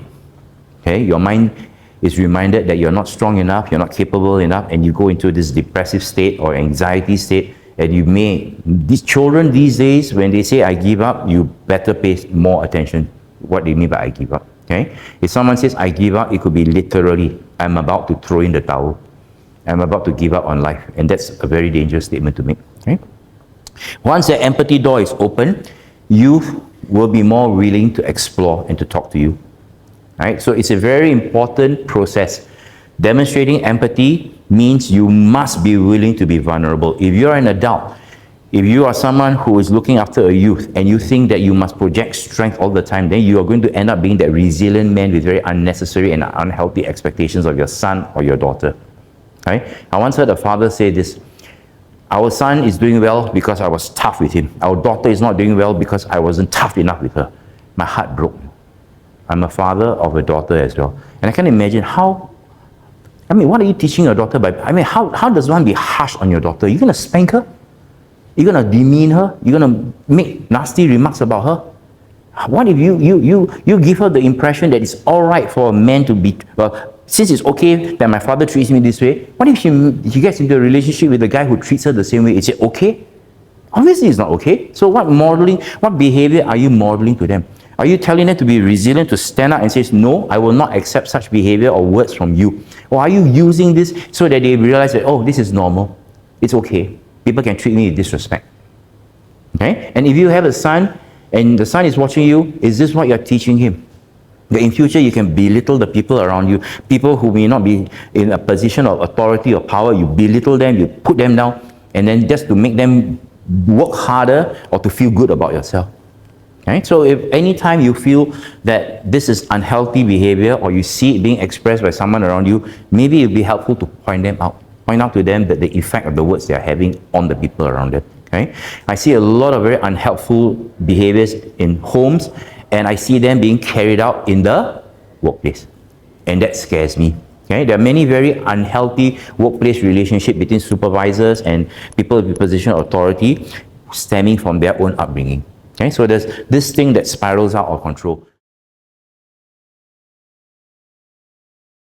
Right, so here are some techniques. First technique, name it to tame it. Okay, name it to tame it is to break the emotional response many people use when they are upset. So when you see a youth or someone who's upset, you usually will get to see a non-verbal response. Slamming of the table, banging the door, leaving the house, quarrels. These are, sorry, quarreling is verbal, but non-verbal behaviors usually are a result of the inability to express the emotion, right? So one of the things that we want to do is to teach yourself as well as the youth in your life how to actually name the emotion. I'm feeling angry because, I'm sad because, I'm scared because. When emotions are labeled, they no longer have the power over us. And where does the power come from? Power comes from our imagining the worst case scenario. Okay, so some people who are angry are thinking about things that have happened. People who are fearful are thinking of things that have yet to happen, and the storyline is going out of control in their mind. The minute you name the emotions now become the subject for discussion. They are no longer just jumping around in your mind and then bringing you to very dark places. When the youth can say, I'm frustrated, instead of acting up or shutting down, that's a big win. Okay? Do not ever belittle the emotion. The emotion is real, but the reasons may not be accurate, and that's what we're trying to help them to realize. You feel sad, you feel alone, but that doesn't necessarily mean you are alone. It's just that the people around you, like your friends who are very close to you, are not as close anymore. And then the question is, I'm sorry, as a father, I have not drawn you close to me or drawn close to you. I'll do something about it. All right, so when you can say and articulate their emotion, that's a positive step in the right direction. That's a resilience move, and eventually helps them to regain control over difficult feelings, regulate difficult feelings, rather than to just to express it and then go through that spiral. I express, I feel bad, but rather than say I'm sorry, I express it in a helpful way, they get angry with themselves, and then it repeats. Then the parent who is being on the receiving end of the unhealthy emotion gets angry, they express it, then everyone ends up standing there screaming at each other. Right? And then the parent says, I want my youth to better regulate their emotion. Are you showing them how to? Right? So there are emotions, right? There are primary emotions, and there are a lot of secondary subsets. This chart, you need to have Superman eyes to be able to read. It's very small, so if you really have the ebook, then you can peer into it. Right? If you don't have, then maybe you can take the camera and see it. But basically, it's simply that there are core emotions: mad, sad, scared, glad. 4 very core emotions, and then the other are more regulatory, like I'm peaceful, I'm feeling powerful, I'm feeling important, and all these other behaviors as a result of these emotions. Okay? So, personally, which emotion do you find hardest to tame for yourself? Personally. Okay? Many people find it very difficult to tame the anger beast because it spirals out. And one of the best ways to tame the anger beast is to notice when the beast is waking up. Okay? Anger does not start from anywhere. It starts from a little place called impatience, or a little place called discomfort. There's a place where it starts. There's a discomfort. There's a thought that starts. Why is the queue so slow? Why is that guy driving so slow? And then suddenly, before you know it, the storyline begins and it blows out of control. Right? Notice when the emotions are surfacing, because the minute you notice it, you are actually able to make a decision. Let it carry out of control or do something about it. Right? Sometimes emotions can be our friends, even though we don't like. And in counseling, we tell the clients we work with, notice the emotions and check, is it useful for now? If it's not, then what's a more helpful way of doing it? Anger can be a very useful emotion, but not anger directed at someone or anger directed at self. Maybe I'm angry at the fact that there's... Okay, so for example, when I work with people with substance abuse, we are angry at the fact that this substance controls our life. I'm angry at the fact that my social media controls my emotion. I'm angry at the fact that I'm angry at the fact that I cannot eat healthily. That anger can drive me to take action rather than make me feel helpless, because helplessness is when I'm very scared, I'm very sad, and I can't do anything about it. So harnessing the power of emotions is a very important thing to do. Okay? So the first thing is to tame it, right? Name it so you can tame it. Second thing is circle of control. Now this is where I think many of us forget that the locus of control, the center of control, the inner circle, the one where everything starts, right, is you. We can control our attitude, our efforts, and only that is in our domain of control. Moving out, we can influence the people around us. Right? So the people around us, closest to us, we can influence. We can be positive, we can be resilient, we can be encouraging. That can influence them. What we cannot influence at all, external, right? You cannot control are the actions of other people.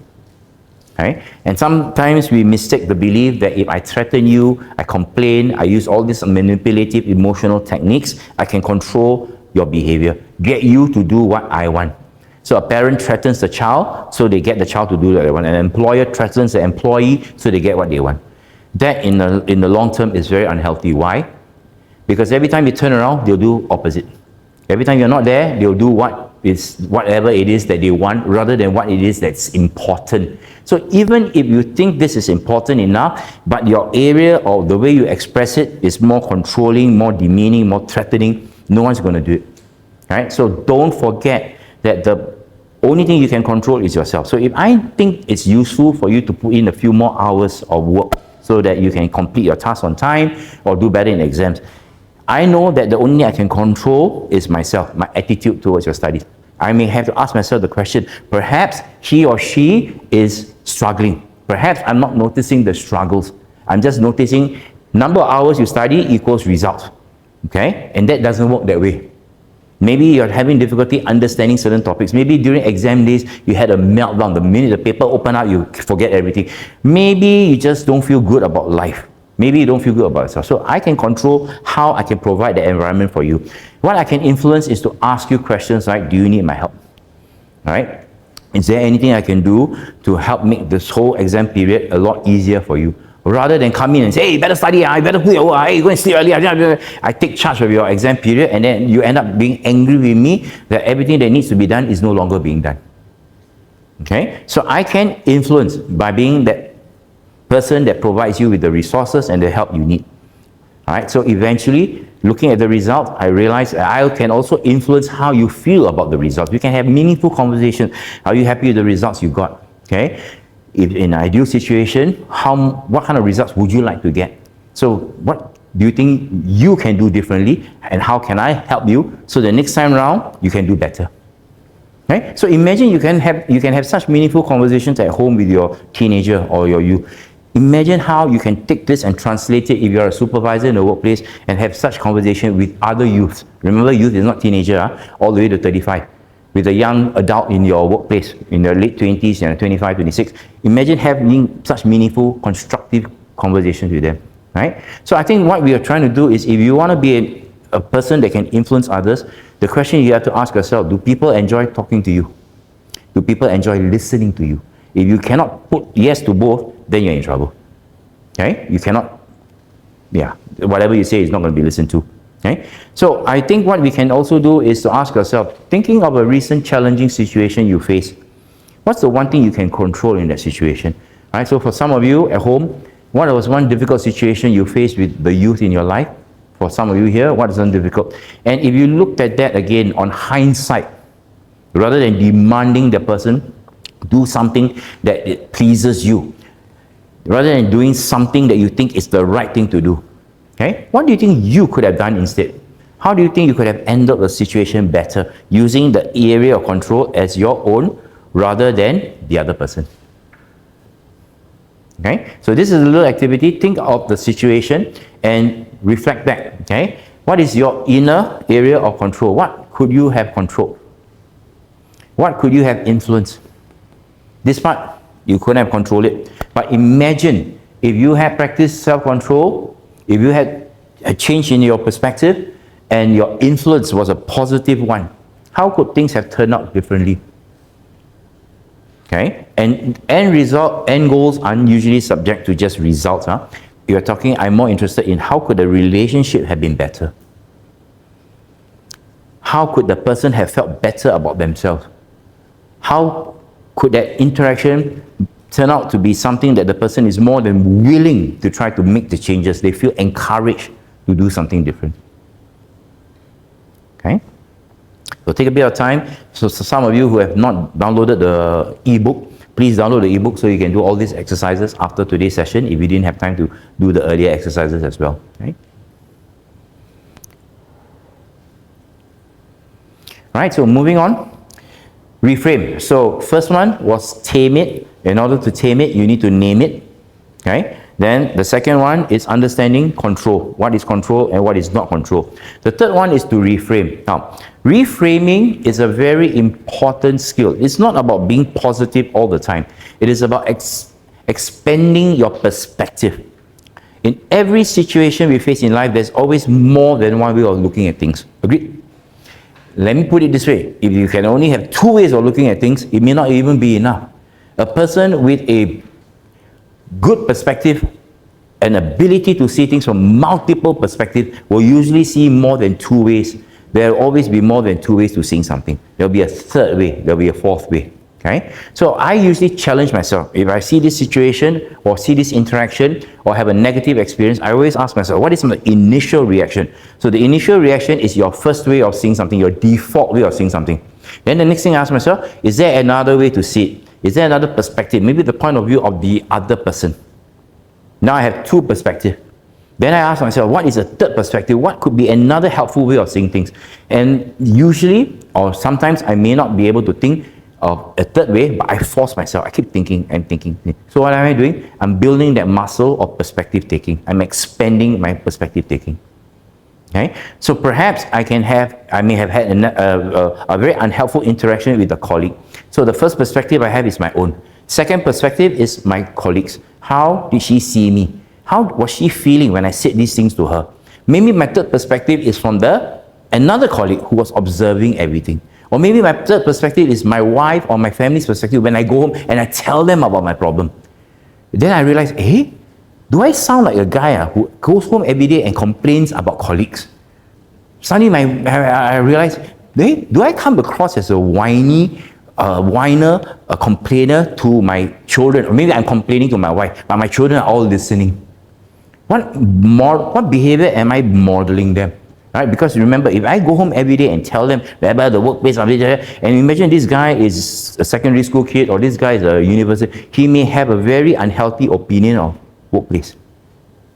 And if the person that I look up to, my father, cannot handle colleagues like this in the workplace, next time I also cannot handle how. Or maybe I think this is the best way. So this person goes around and complaining to everyone. And then we have a whole generation of people who love to complain but do nothing. Okay? So what's more useful is to reframe. To ask ourselves, is this a helpful, healthy way of seeing something?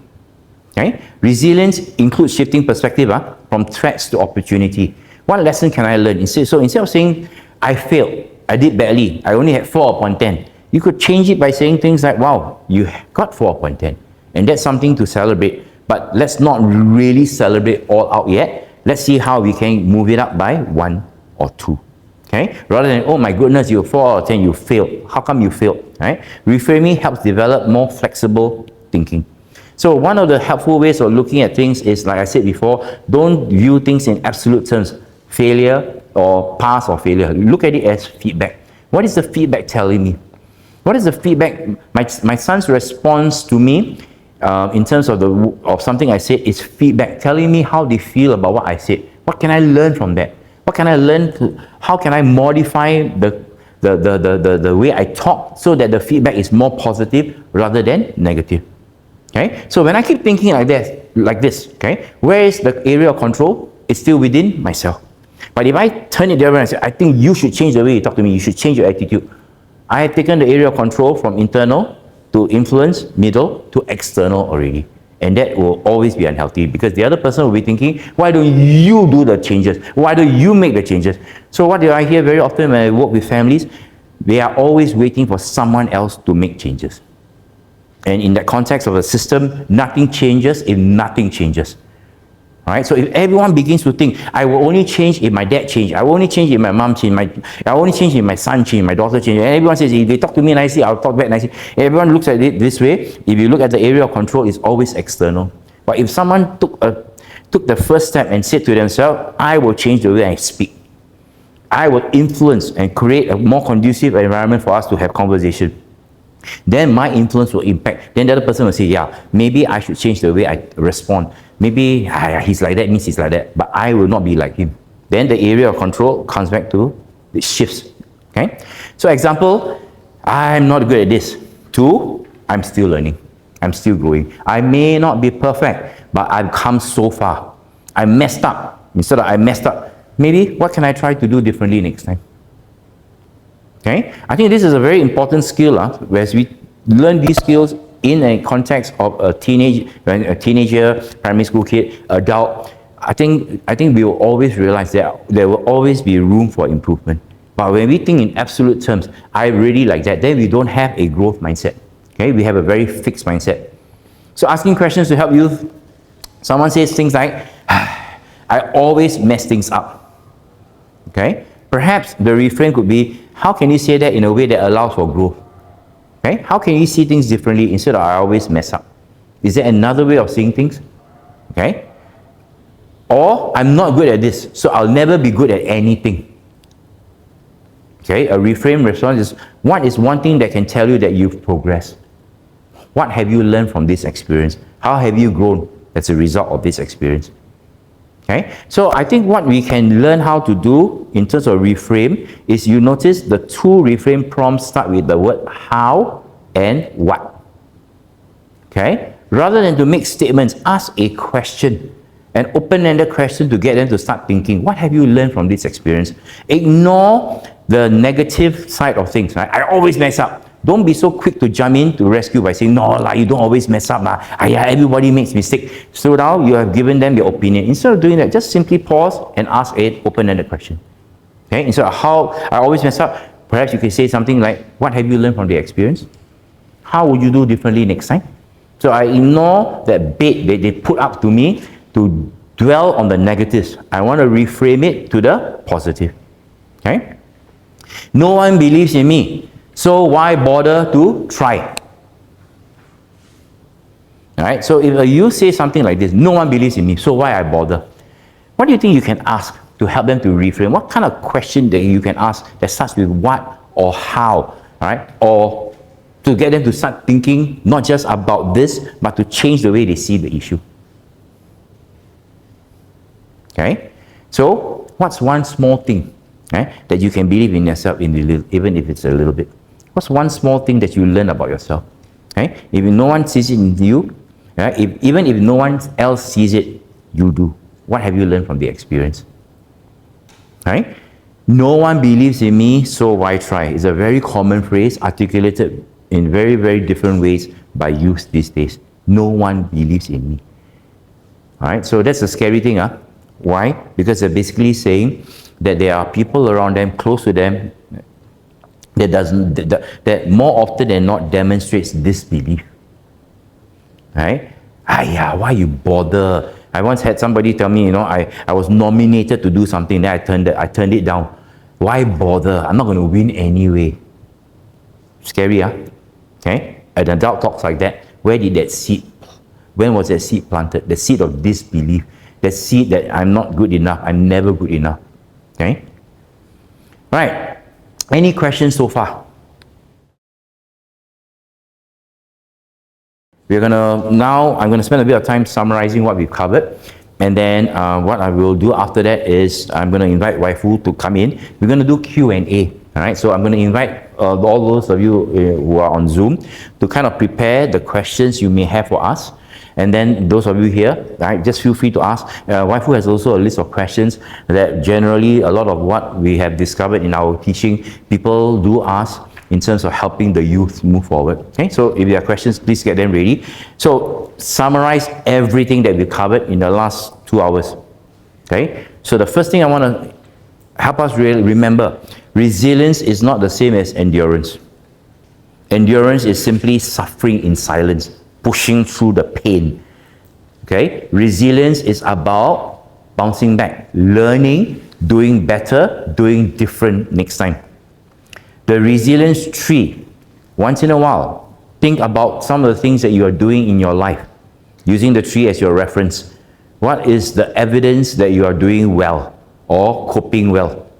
What are some of the fruits? Are relationships healthy? Relationships thriving? The people close to you, they face setbacks, but they are standing up and say, it's okay, I have a setback, I did badly this, but it's okay, I'm able to do it again. Okay? So, resilience tree, your roots. What sort of roots are you planting in the people around you? What sort of roots are in you? Do you have things that you need to change, you need to address? Trunk. What are some of your daily coping strategies? When you look at the people in your life, when they face setbacks, how do they cope? How do they deal with the setback? Branches. What are the support systems in place? What are your support systems in place? Okay. Some of us may not have a wide range of support. So we deal with one or two, we deal with setbacks on our own. Some of us will sit down, we are mindful, we reflect, some of us pray. Is there a way to expand your circle of support? Maybe to talk to people. Okay? Maybe to change the way you receive affirmation from people. Because I think resilience is also not just bouncing back, but being able to accept the good as well as navigate past the things that are not so good. Okay? Empathy. At the heart of it is that foundation where we begin to see the world through their eyes and not through our own. We begin to separate the person from the behavior. We begin to treat the people around us with unconditional positive regard. That means we treat them with the love and respect that's due to them. Whether they are children or not our children, doesn't matter. And we separate the person from the issue. Okay? We don't put the two together and condition that I will only show you love and affection if you get past this and you do better, you do well. Okay? Youth thrives because they feel a connection. There's a relationship that has been built, a connection that has been built. Okay? So some empathy skills like RAP, right? Reflect, affirm, and then pause. Bring a presence, right? Be that person that they enjoy talking to. Be that person they enjoy listening to. Have more happy conversations, meaningful conversations. Don't just expect tonight go home and you start talking about meaningful things. Be able to sit down and laugh. Be able to sit down and talk about ridiculous things. Be able to let your child know that you are no longer that threat to their mental well-being. And then when they are ready, they will not be ready on your terms. They will be ready on their own terms. So don't be surprised if you are in the middle of a food, watching TV, or middle of your work, and the child comes up to you, Dad, can I talk to you? Please don't tell them, come back later when I'm free. They are not going to come back. Put whatever down and then listen to them, right? Because your action shows them where your priorities lie. What is more important, your work, the TV, your meal, or the person who's asking for help. Okay? So we have a few techniques also to help them. One of the first techniques is to tame the emotion beast. Right? The first way to tame it is by naming it, giving it a voice, giving your fear a face. So it's no longer imaginary. I am afraid that I will do badly in my exam. Right? And as a result, I'm also afraid that you will treat me badly, you will withhold your love from me, you get angry with me. I'm also afraid that my friends will do better than me and they'll move on and I get stuck. Name the fear. Then the meaningful conversation that follows from it is going to be more constructive. So how do we manage this? How can I help you? Okay? Please don't go quickly into the mode encouraging them, don't worry, don't worry about that. Please, the last thing you want to tell a person who's worrying is don't worry. Or the last thing you want to tell a person who's super angry is don't be angry. Person just punch you in the nose. Okay? Telling someone who's sad, don't be sad. He's telling someone who's starving and hungry, don't be hungry. Think about the food you're going to have next week, right? Then, circle of control. Remember that this domain, the inner control lies within you. You can only influence around you. If you expect people to do what you say, do what you tell them to do, please, that's not going to happen. Okay? You can influence them because they look at what you are doing and they say, hey, it seems to work for that. It seems to work for my colleague. Maybe I want to find out how they do it. Then you have a meaningful conversation, or someone who's modeling your behavior from afar. Okay? And that's what basically mentoring is all about. And then reframing. So reframing is not an easy exercise to do. It starts with your own personal mindset about things in life. Do you view setbacks as stepping stone? Or do you look at setbacks as, do you look at your past setbacks as defining moments that brought you to where you are today, that shaped you? Do you look at some of the negative incidents in your life as learning lessons, or you continue to blame yourself or blame others for those? Okay, and as a result, where you are today, you're not in such a healthy space in your head, and in order for you to reframe, it sounds very exaggerated. Okay, it almost makes it sound as if you're making light of someone's difficult situation. Your youth tells you that they are in a relationship that has fallen apart after 3 to 4 years, and you reframe, yeah, there are other fish in the ocean. The person is mourning the fish that jumped out of the pot of the plant and died, and then you're telling there are other fish in the ocean, right? You are no help to anyone, right? At all, right? So we're going to open this time up for questions. Some of you online have already keyed in, right? Thank you. Okay, so to give the priority to those who have made the effort to come over here today But you're no less love. and travel, but no less for those online. I already received some of the questions already. So you can Zoom. So maybe they have some thoughts as we are going through. So thanks, Alastair, for the sharing. I think it's been quite insightful. Really, today's topic was more about how do we review what resilience really mean.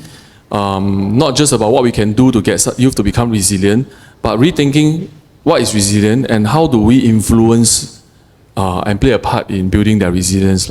Correct. So maybe before that, I want to ask, maybe open it up to the group on the physical audience first. I was wondering whether any of you have any questions or you want to raise, or youth that you have been supporting that you are finding a little bit of challenge and you want to seek some inputs from Alastair today. Come. Don't be shy. Ask. If you only be a time to think, then let me throw in this question from the online audience first. So Alastair, CP from our online audience actually asked this. When you shared that gaming is his coping mechanism when he's bored or very uncomfortable, parents try to discuss what are the alternative and even suggesting. And then the youth just keeps saying, I don't know. So how do you deal with a youth whereby the parents are kind of like concerned about his gaming, because he uses it as a way of coping, right? And the youth just say, I don't know what else can I do. I don't mean to be rude, but what if gaming is their way of coping with you? And if you are the source of the problem, you come to him and say, how can I help?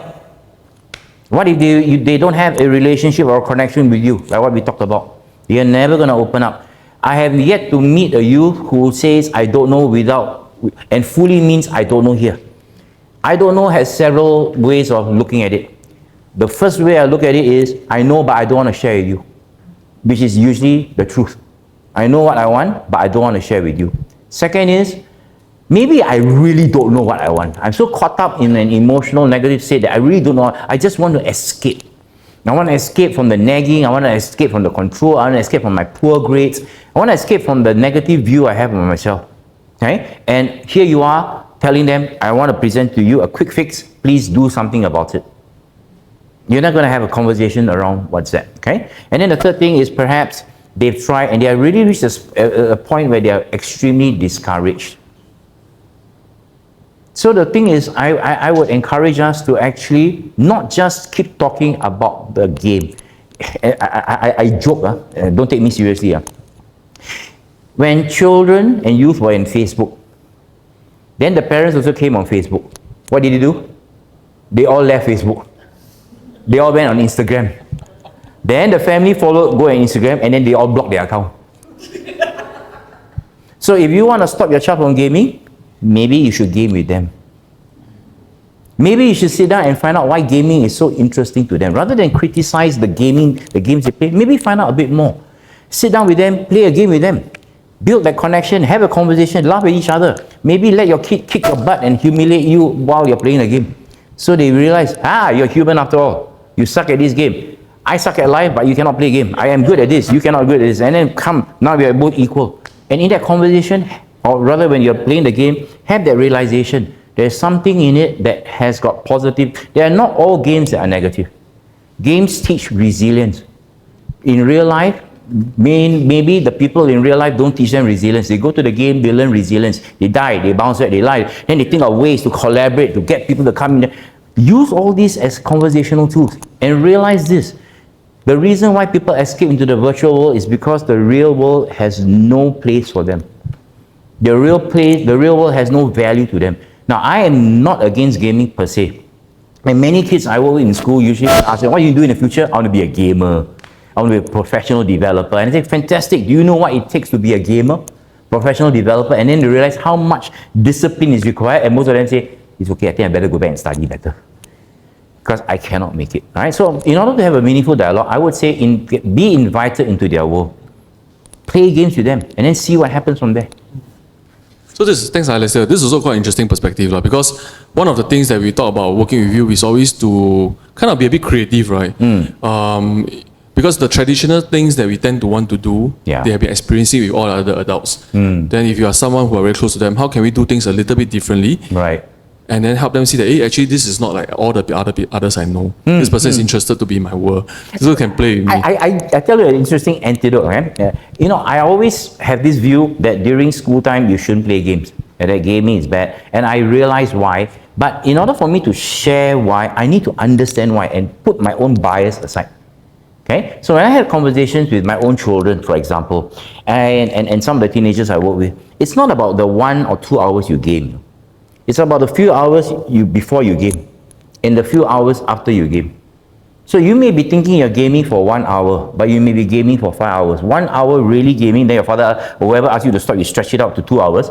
Then the rest of it is post-mortem. Wow, I could have done better. Wow. And your mind, with whatever you're supposed to do, you have your school book there, but your mind is blank because you're thinking about how you will do better next time. You're practicing positive reflection. Unfortunately, it doesn't help when you have to sit for an exam. Okay, so I explain to them the rationale, and they will understand that it's not because I want you to stop playing because I want you to stop playing. It's not about you. It's about helping them understand the effects the games has on them.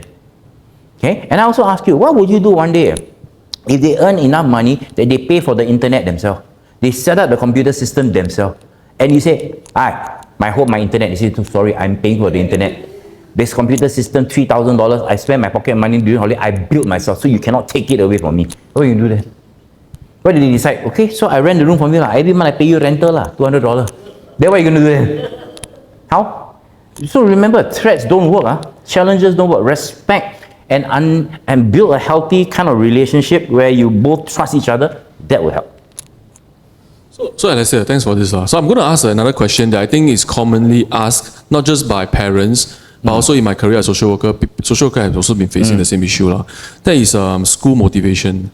So I think CP also asked the question that what do you do with a youth who doesn't seem to want to go school, and even though you are suspecting whether it's bullying as a concerned parent, right? Bullying, or whether it's too stressful, the kid just say no. Okay. Nothing is happening. Nothing is happening. I believe there are things you can do. The school counselor also has a part to play. Maybe a conversation with the school counselor in confidence may yield some insights and understanding. No one wants to miss school for the sake of missing school. School is a great place for socialization. But when your social circle is limited, you've been ostracized, you've been bullied. When you are doing badly in school and a teacher passes remark that hurts you, embarrasses you, you add all these things up. Then there's expectation placed on you and your family. You add all these up. Who doesn't want to go to school? Who wants to go to school rather? I come from a place, without divulging too many details, I used to go to school once a week. 5 days a week, 5 times a week, I'm supposed to go, but I go once a week. I go twice a week. Until my father and the school's discipline master became very good friends. They know each other by first name. They each have each other's phone number on speed dial. Okay? Why didn't I want to go to school? Because there was no reason for me to go to school. Whatever reasons you give to me, study hard, do well in exams, these are all things in the future I cannot see. Right now, what I see is I'm angry, I'm miserable, I just want to be alone. And if you have such discipline measures in life where I must be at this place, at this time, at this place, I don't have time, I will carve out the time on my own. So one of the best places to carve out time on my own is during school hours. So I can even go to school, but I'm not present. So for every 1 or 2 kids who don't want to go to school, I guarantee you there'll be another 3 or 4 who are in school. But down here, switch off, far away, La La Land, went to Hong Kong, Disneyland. Okay? So the question is, how do you get them to enjoy? So this term motivation is something that is very hard. But I would use the word enjoy. Do you enjoy going to school? So what can I do as a parent? One of the practices I used to have is I made it a point to make my children laugh before they go to school. From the time I wake up to the time they leave the house or I bring them to school, I will make them laugh. Why? You start the day on the right note, you will continue on the positive note. If I start the day telling them, hey, you got school today, what time you finish? Come back early, don't do that. Then they will start the day going, more of the same. Who wants to go to school? So CT, I also ask you, do you enjoy going to work or not? Why do you go to work in the first place? Because of salary? Because you enjoy the process? Because you're learning, you're growing, your colleagues are fun, your supervisor is a nice man to be with, supervisor like teacher, or you're going simply because you're paid to go. You have responsibilities. The child is facing the same thing, but this time around there's no one paying them to go. You pay the child to go to school, I'm sure they go to school. Duh. Okay, so instead of paying, make it enjoyable. Okay, help them to see the value in learning. I always used to think there's no value in learning, but the value does not come from learning alone. The value comes from us learning about ourselves, learning that we are disciplined, learning that we have what it takes to see through difficult moments, learning that we also can make friends, learning that we can also grow from difficult things. Okay, so it starts at home, then it goes to school. So I think this comes to another question that is quite relevant to CP because I think Roman, right, he asked this question I mean, the youth may be facing some challenge, right? Maybe they are not able to build relationship in schools, maybe they have been bullied. But what makes it so difficult for them to actually open up to the families then, for the families to come in to support them? And if they're not keen on that, how do the parents break the ice so that they can get into the inner world of the child? Okay. Ice forms because it was water in the first place. But the environment was so cold, it froze. Okay? That is the state of the relationship right now. Your relationship has frozen. Nothing's moving. What do you need to do? You need to thaw the relationship. You need to melt the ice. How do you melt the ice? Some of the things that we talked about. Okay? Some of the things we talked about was you changing the way you see your child. You providing a safe environment for them to open up. Dining tables are great places for people to start chatting. Meal, ice cream. Who gets angry when you're eating sundae from McDonald's? Who gets angry when you're eating ice cream? But can you make someone angry when eating ice cream? You can, you know. Someone enjoying the ice cream and you say, I'm not happy with the way you do things. The ice cream the person haven't eaten the ice cream already melt. Okay, and then who wants to eat the ice cream anymore? Alright? So think of the relationship as frozen. How do I thaw the relationship? How do I thaw that frozen heart of theirs so that they can open up to me? First I need to do is thaw my own. Okay? Change the way I see them. Perhaps there are things you can do that maybe unconsciously they may not see it, but they will feel it. Don't remind them of how much you've done for them. Show them little things. Hey, I bought curry puff for you. I just passed by this place now. You eat. Want to eat, don't eat, never mind, you eat. Maybe going, okay, this sounds a bit creepy, but I encourage you, go and look at your child who's giving you a lot of headaches. Go into the room and look at them when they're sleeping. And remind yourself of what they were like before life knocked them down and before your heart became frozen. Okay? But please don't be so creepy. You go in the room, you stare over there, and then the burger open the eye and see you standing on there and say, see, that's being creepy again. And make things worse, okay? So look at them and just to remind. So the whole idea is to practice this thing about, just to remind yourself that you're grateful for the child. The child is not a burden. Then once your heart softens and you're willing to talk, then the engagement will be a little bit more positive than usual. Okay? You may open up by saying, I'm sorry if I've ignored you.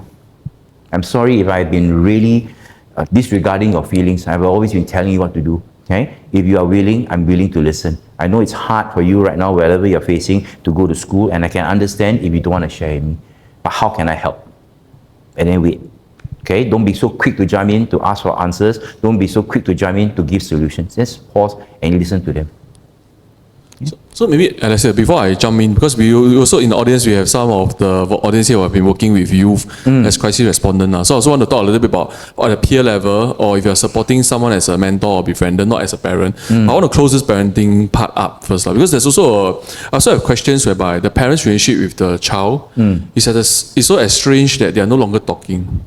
And the parent is doing a lot of things that they can to try to reconnect or thaw or melt the ice, right? What would be some advice you'll give to this group of parents in the process of trying to reconnect or even establish some kind of a connection with their child? Some things that have taken years to destroy will need years to build up.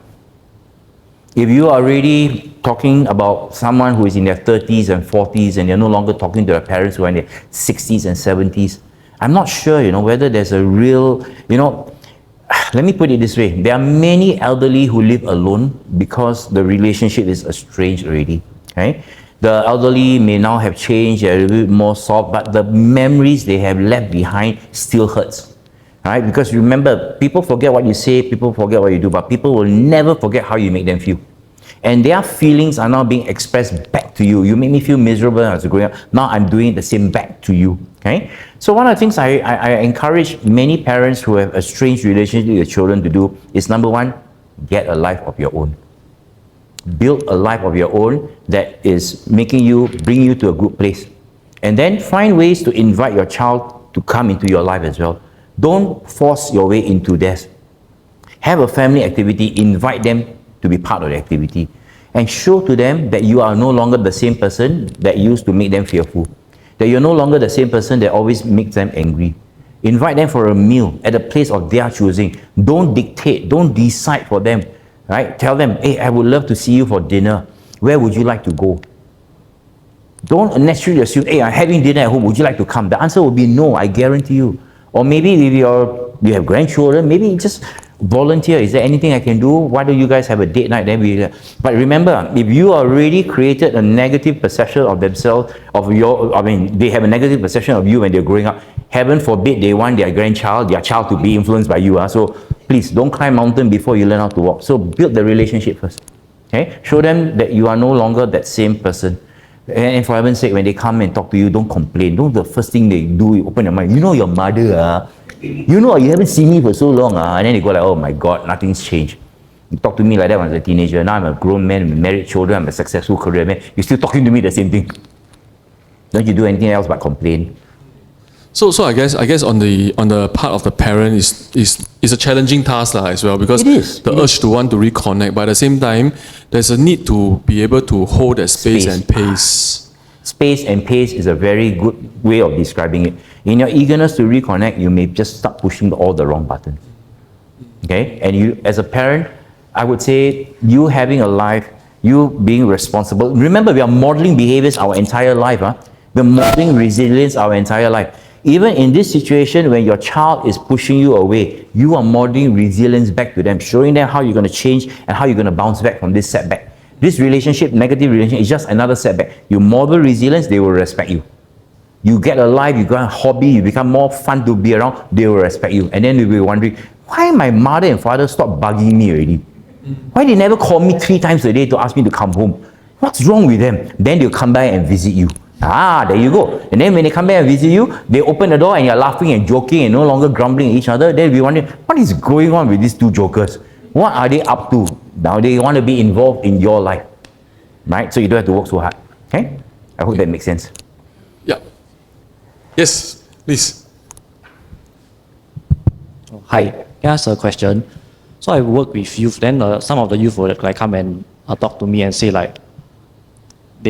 their parents are very controlling of them. They want them to study, but that is not really what they want. They want to do something else. Then how, as a third party like me, how would I actually help them or respond to them?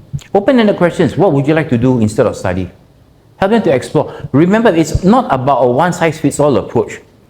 Okay, I went back to doing my studies when I was in my late 40s. I think the question that you need to ask them is they come and say, I don't want to study, my parents are always making me study. Is the issue you not wanting to study, or the issue your parents are making you study? If your parents didn't want to make you study, what else would you be doing? You'll be very surprised. Most of them will tell you, actually, I got nothing else to do. I'm only 14 years old, 15 years old. What should I be doing? I just saw a video last night on mothership. And this was, on the one hand, I admired the guy, but on the other hand, I felt sad for him. It was a story about a 15-year-old boy who made his girlfriend pregnant. I'm not sure why they never arrested him. But he quit school when he was secondary 3 to support. The video actually showed him with his young daughter. Yeah, the young daughter is a toddler, I think 2-3 years old. And he's basically supporting the daughter, himself and his wife, his family, and his mother. And the video actually showed him how the social worker was encouraging him to do a part-time course in ITE. And he was sitting outside the classroom. He didn't dare to go in, You're talking about someone who's already a breadwinner for the family, who's not a model behavior. He didn't dare to go into IT. And the social worker said, shall we go in together? Yes, please. Then they sat down next to each other. And the guy said, why are people like that? Oh, I'm so scared. So the thing is, I think the question you have to ask the youth who comes and asks you questions like this is actually what's going through their mind. Contextualize things that people share with you. When you have content, what people share with you, you don't have the context. It can be very unhelpful ways of quoting, of helping them. We're looking at their lives through our own lenses, which may not be accurate. So contextualize it. Tell me a little bit more about what you mean by your parents are forcing you to study. Tell me a little bit more about what you mean by, I wish I could do something else. What is that something else you wish you could be doing? Maybe what they are saying is, in a way, I wish I had more balance. We talk about work-life balance, right? School-life balance. School and life balance. So if I can teach you what school and life balance is, I don't have to worry about you next time having work-life balance. Many people don't have school life, they just have school.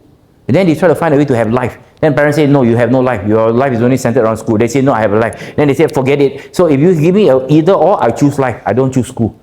Now that's the question you're getting here. Right? So how to have that balance? Have the meaningful conversation, carving out time. Maybe for the child to realize, okay, my parents are coming from a place of my well-being at heart. Maybe it's me holding the space to show them I can be responsible with my time. And having that kind of conversation where I maybe collaborate with them. Dad, I know you need to study, but I can't study 4 hours in a row. Right? Can I have 1 hour break in between to play this or do that? But also understand from your perspective, because you seem to be in a position where you can influence them, that 1 hour playing is not just 1 hour, like I said. You spend 1 hour thinking about the game, you spend 2 hours thinking about how to do it the next time, 4 hours instead of just 1 hour. That would disrupt their entire study schedule. Okay? And please be very careful, don't be misquoted. The kid go back to the room and say, my school counselor says it's okay to play computer game for 2 hours a day. You're a very unreasonable father. The parent will come and knock on your door. Good luck to you, don't quote me also. So in a sense, like sometimes it's not an easy question to answer. Right? You say that I don't want to go to school, my parents keep forcing me. On the one hand, you don't want to be sounding like you're siding them, that it's all right, but at the same time, you want to kind of help them process it. Yeah. So I'm hearing is that actually asking them the question, being curious about the context, Yeah. and also probing them about what's the alternative is helpful. Yeah, get them to think about the solution themselves, rather than coming and telling them, because you don't have the context. They have the better context. Okay? So Sean from online asked this question. I'll come back to the audience here in a while. He asked this question. How do you reflect the feelings of the youth without telling them how to feel? Because he was once told by someone that telling youth how to feel is unhealthy. So this is a reflection question. Whoever told you that asking youth how they feel is unhealthy is that resilient man that we spent 2 hours talking about. Okay? Please, they are telling you things like don't acknowledge emotions. Remember, the emotions are real. You need to validate them before you can start talking about anything else. If someone is very emotionally in a bad place, you need to help them to understand where the emotion is coming from. And naming and talking about emotion is very important. So in answer to your earlier first part of the question is, what you understand or you gauge from the emotions being shown, a good way is to use the reflection stem. Okay, I sense you are feeling very angry because people don't understand you. You are fearful because you are afraid that your results may provoke your parents into doing something that you dislike. Okay, you are sad that your friends are ghosting you. Whatever it is, reflect the emotions, but not just to stop there. So from what I'm hearing is you're learning, you're reflecting them, getting them to talk, and you're afraid that the emotions can trigger something else. Don't be afraid. Holding the space means you articulate the emotions and the reasons and have a dialogue around it. Okay? You're sad because you feel that no one cares about you. Can you tell me a little bit about what has been happening in your life?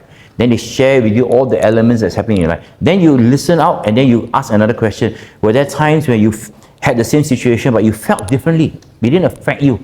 So this learning how to ask the right questions, I don't think it's an easy thing to do unless you're trained.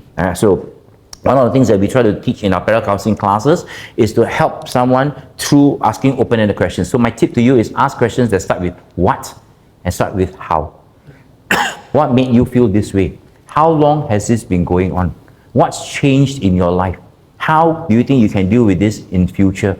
What's another better way of dealing with this than the current way of dealing with it? Just what and how. And once you get familiar with it, okay? So please, first thing you need to do is to change your perspective. That asking youth or articulating the emotion is unhelpful. is to give them the space to live up to their emotion. No. That's not what we do. We are validating the emotions. And then once we get past the emotion, we get back down, ground them, and then we talk about what's driving the emotion. So I guess it's also about the techniques in reflection, because sometimes we don't do it well in reflection. It sounds as though we are telling them how to feel, right? Like, you should be feeling sad since your friend, but actually it's not about that. Like just reflecting, that's why the reflection stems are helpful, right? Yeah. I sense, I see that you're feeling kind of sad because your friend have left you. Yeah. Not that I'm telling you that you must feel sad, Correct. Yeah. Okay, maybe I'll pass it to the ground. I mean, the ground here have a wide range of audience. There are some of you who are volunteers in the corrections. Anyone? Or, yeah. Any, or you might have questions from friends who have shared with you certain things that you are kind of like thinking about. Yes, Ryan. Hello? Hey. As a friend, how do you support someone who's like grown to be very quiet, very like easily quick-tempered? As a friend, how do you like support this? Okay, understand. So the first thing you need to realize, the person who's quiet usually has a lot of noise here. The more quiet you are, the noisier it is here. So that is evidenced by how quick-tempered they are. So how quick-tempered they are shows you there's a lot of inner dialogue taking place. So all they need is someone, they could, just something very simple that will trigger them, and then the emotion comes out. So if you feel that the emotions, a lot of it is being directed at you and unfairly so, please don't take it personally. Remember, there's a lot happening here. So to support someone with all this is happening here is to make them feel safe so that they can actually talk about what's happening inside here. There are two groups of people in this world. There are those who keep everything inside and they are very quiet and everything inside here. Okay? And then the other type, which is what we usually see, are the empty vessels that make the most noise. Nothing happening here. Everything all coming out here. Okay? These are the people easier to deal with because everything they think about comes out through their mouth, right? So you will hear exactly at every moment of the day what they're thinking about. Verbal diarrhea. Okay? So those are the people that sometimes the question will be, how do I shut them out?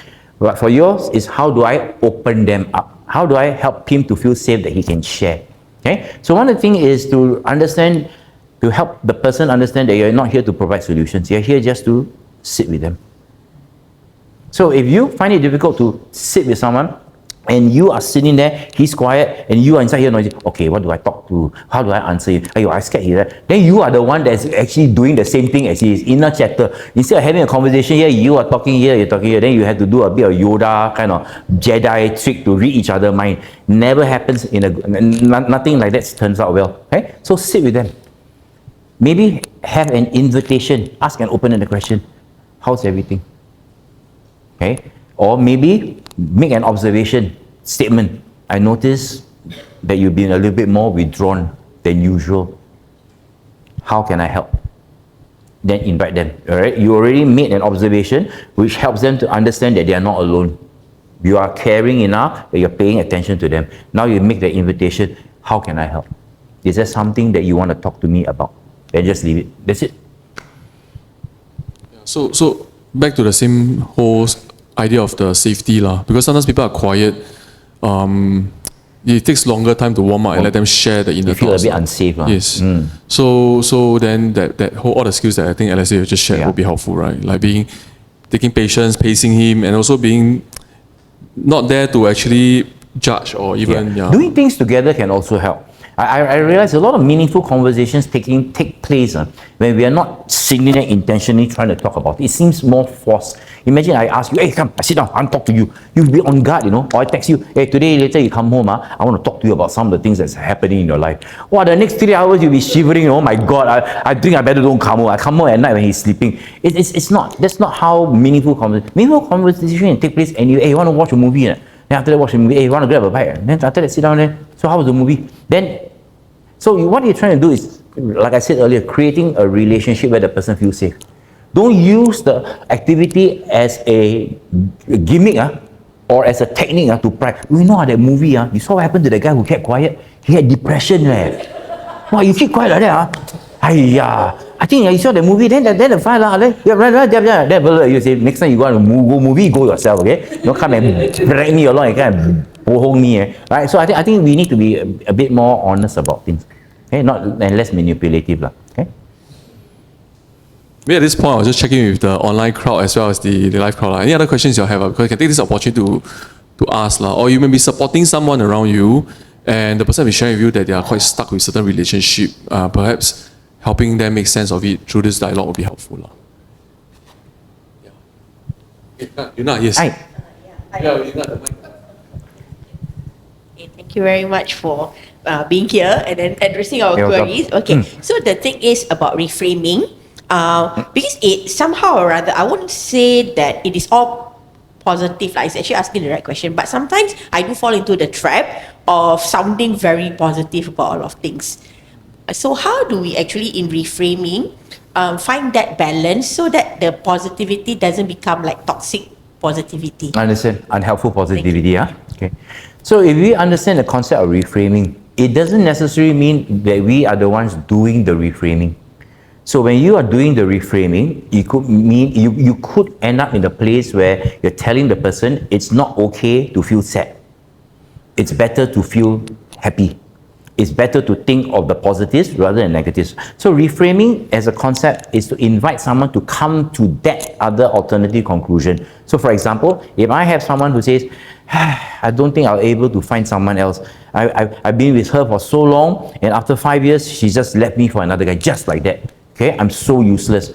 Reframing, if you want to reframe in a helpful way, you can start by reflecting. It seems like you're sad and you don't think that you were able to find someone else and you're stuck. Okay, then asking them, so perhaps what you can learn is from this whole relationship, what were some of the positives that you took out of it?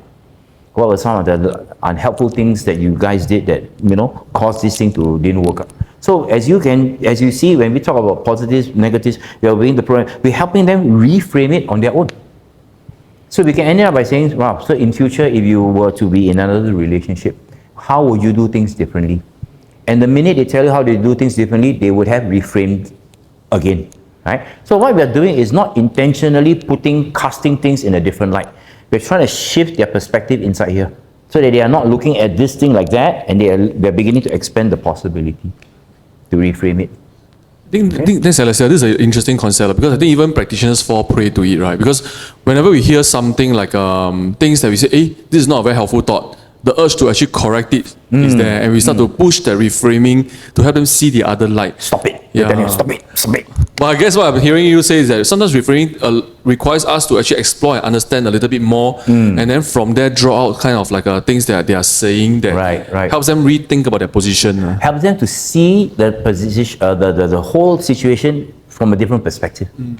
And then that's how reframing actually begins. And then when they say something, then you acknowledge and you're from, wow, seems like you have developed a different way of seeing the breakup. Breakup is an opportunity for you to pursue your studies.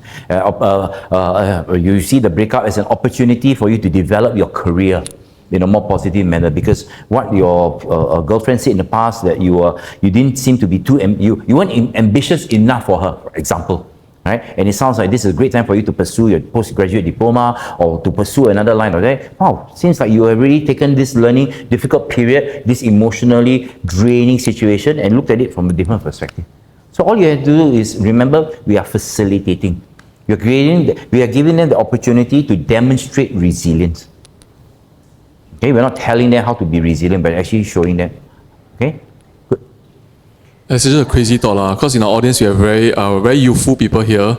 So instead of like old people of our generation are talking about youth, maybe you want to also hear from them. Any questions or any thoughts about things that you heard from today? Because I guess it also relates to you, or maybe with your life, your friends, whether some of the things that is being said resonates or doesn't, or you feel that there's other challenge. Any thoughts? Or even from the live audience, right, if there's young adults. Yeah. Everyone's looking at a few young adults, and then young adults are feeling very uncomfortable. Will you all stop looking at me? Why are you looking at me? Oh, okay. I'm glad it has been helpful. Yeah, so maybe we just do one or two more questions, and then before we wrap up for today. Anyone have any other issues that you all chat? Any challenges you are facing in your relationship? Don't be shy. Yeah. I can see. There's a question above your head. Anyone? No. Okay. Yes. Okay. Okay, we have children going to taking up O levels, A levels, and what I've observed from my friends' experiences, even mine as well, the day before the exam, they panic so much. And how do we support them? There have been attacks like vomiting attacks, panic attacks, palpitation. They just sit in a corner, say the mind is blank. So how do we support them? What can they also do to support themselves to avoid that sort of? Okay, Yeah. here is something to consider. If you see the child cramming the day before the exam, that's a very unhealthy sign, because you're not going to learn anything. All the learning would have already been done. Anyone who engages in practicing 10-year series or last minute questioning just before the exam is not helping themselves. They're adding to their anxiety. The day before the exam, you should be having a pleasant meal, watching a TV movie, relaxing your brain, trusting the process of learning has already been done. Revising has already been done. It's all there. Okay? So what we want to do is to create an environment where you can access the information that you stored easily. Now, being agitated by worrying about the results, being agitated by worrying about worst case scenarios, is just going to cause this information to be even harder to access. Right? Emotions get in the way. So when you see someone already in an emotional panicking state, one of the things that you can do is to, again, I use ice cream. I'm not trying to advocate, but the change in the ice cream or the change in the temperature can actually de-escalate. Psychological first aid teaches us, if someone is in a very intense state, distract them. Okay? So one of the ways to distract is to get a nice tub of ice cream and say, come here, let's eat ice cream together. Then while they're eating the ice cream, the focus is on ice cream, because it's now no longer just inside here. They can taste the texture, sweetness, the coldness. And then to basically tell them, I know you're scared, and I know you're upset. Okay? But you've done your work. I've seen you put in the hard work. Affirm them. I've seen you put in all the effort. And I've seen how strong the desire in you to do well. Okay? But perhaps now is not the time to overthink it. Now it's the time to let your brain relax so you can access the information. Many children have not been taught how to study. And yet, at the same time, they have not been taught how to study for exams also. So what happens, they do the old-fashioned way, which is to cram until the last minute. Right? So when you cram something, what happens? Somehow, somewhere, something will give way. It will either burst or it will overflow. Okay? So pacing is very important. And how to pace, we can help them. Okay? So day before exam, have ice cream. I'm not going to say go and watch a movie or whatever, but actually give them the space to articulate how are you feeling. So usually I will talk to my children day before national exam. Now these are not just small exams, these are national exams. And you think about national exam is bad, look at the students in China, in India, in Korea, in Japan, all go crazy national exams.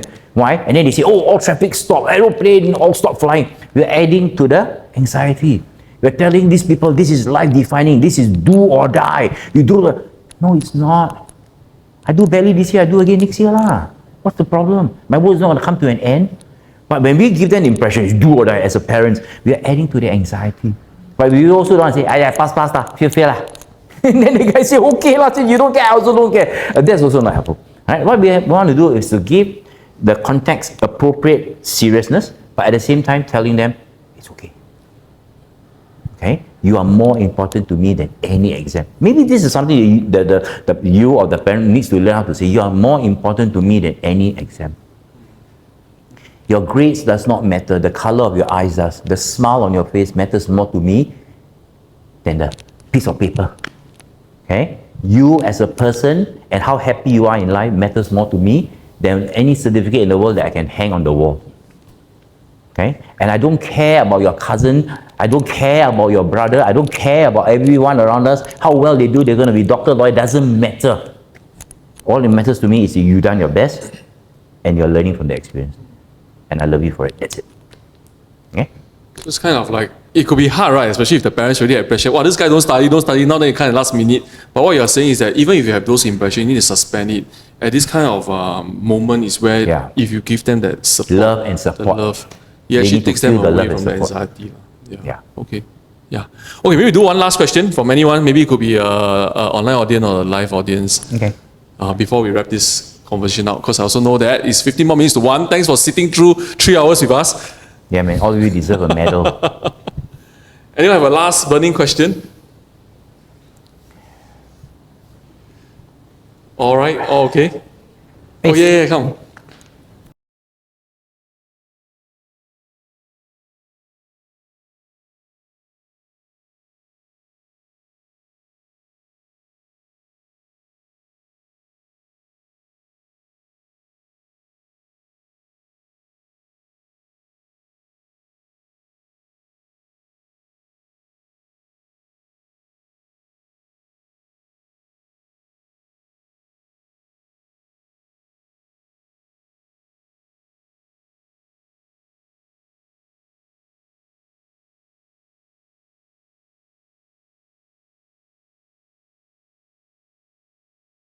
you think that that statement is accurate?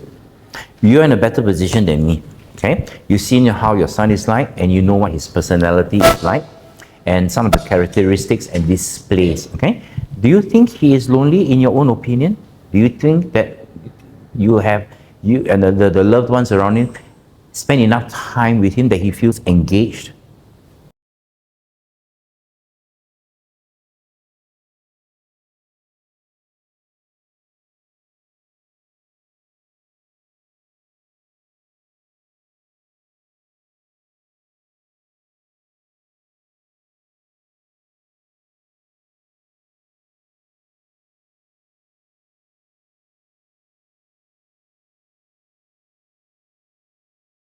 I think how a person constructs meaning in their life gives rise to perspective. You could be a housewife, spending every waking hour when the child is not in school with the child, and the child can still feel lonely. The child can feel so isolated, right? So the definition of loneliness is basically what are they deprived of that makes them feel that way. The person who shared with you the perspective, I would say a bit dangerous. I'll take it with a large dose of salt. Unless the person spends time observing 24/7, maybe a week with you all, that person is giving you the perspective based on their own life experience. So for us to acknowledge that our situation, or rather, this is the root cause of it based on someone else's life experience, is a very unhelpful belief. Okay, but if something they say triggers us and we say there's an element of truth, and I like the way you looked at it and realized it's a perspective. I can say I've done my reflection and I don't think so, but it's still relative. Okay, so I think I would open up the conversation with my son. I will hold the space that says his destructive behavior is his way of communicating something. Name it to tame it. What do I need to hear him say? Or what is this behavior trying to tell me? Right? So one of the things is we build that space and come up to him. So if his school complains and you are brought into the picture because of a disruptive behavior, one of the things that you need to do first is to process your own emotional state. Okay? When we are brought into the school because of some disruptive behavior, the first thing we will feel is anger. Anger directed at our child because we feel embarrassed. Embarrassment and added on guilt. I haven't been a good mom. Then the anger is multiplied and the anger is directed at the child. So calm down. Then maybe a day later, have the conversation. Okay? I like to find out about all these events that led to you and I being called up to school. You and I, not me being called to school. Okay? You and I being called in front of the headmaster. Okay? Maybe you could tell me about what's been going on in your life. So invite them to have that conversation. And then to be able to hear what they're trying to say. Maybe you feel offended or you feel triggered. Maybe say something that you don't agree with. Hold your judgment. Understand, because that's relative truth to them. You may not agree to it, but it's relative truth. So they may say things like, you and you guys have always been caught up in work. You seem to pay more attention to our older brother. I grew up with all this. They may not be able to process, but if they do say it, then address it by saying, I'm sorry you feel that way. I really apologize. Okay, how can I make it up to you? Or how can we try to make sure that this thing doesn't happen again? So once a child realizes that you are willing to connect, and you as an adult willing to acknowledge there's an error on your part, and then they acknowledge there's an error on their part, however grudgingly, you connect, then that's where you begin to collaborate. How will we want our relationship to be like? And I think that's a very important way of talking, especially to our sons, because eventually we want our sons to be able to talk with their partners. And then even if they have difficulty with their partners, you want them to be able to come home to us, to talk to us, rather than look for a third party to express, then after all the problem starts. Okay? So I think there's also the conversation perhaps you may have to have with other supporting members of the family. How we can best support. So one of the things I also try to learn, or try to do in my own family context is, I have quiet word with my other children. How they can support their sibling. Okay? I also realize that sometimes siblings say things to egg each other on, sometimes say things that are a little on the mean side, unhelpful, and then that sibling feels isolated from the others. Then they look at, then they're seething inside, and then they look at the other sibling with the parents engaged, and they feel lonely. They feel left out. Okay? That's where loneliness comes in. I feel left out. So I may have to talk to myself and say, hey, listen, this guy is also struggling. Us cracking jokes about him is not useful. Comparing, right? Shall we try to be a bit more supportive? I don't have to let him know that we've had this conversation. I just have to help them know. So I am basically trying to create the environment, doing my part, influencing, right? The 3 circles of influence. I can control myself, I can influence by having conversation, and then the rest of it, we invite the person into our, to have these conversations with us. Does it help? Okay, you're welcome.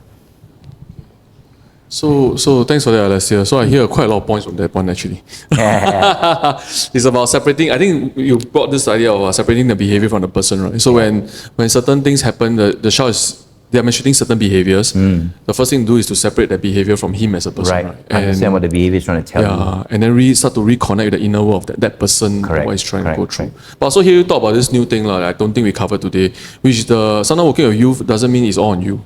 Yeah. Actually, the resources and the people around them are equally important. Yes, definitely. Yeah, and the youth might not be comfortable relating to me fully, but they could have other people that they are ready to work with. Oh yeah, definitely. I love it when my 4 kids talk behind my back.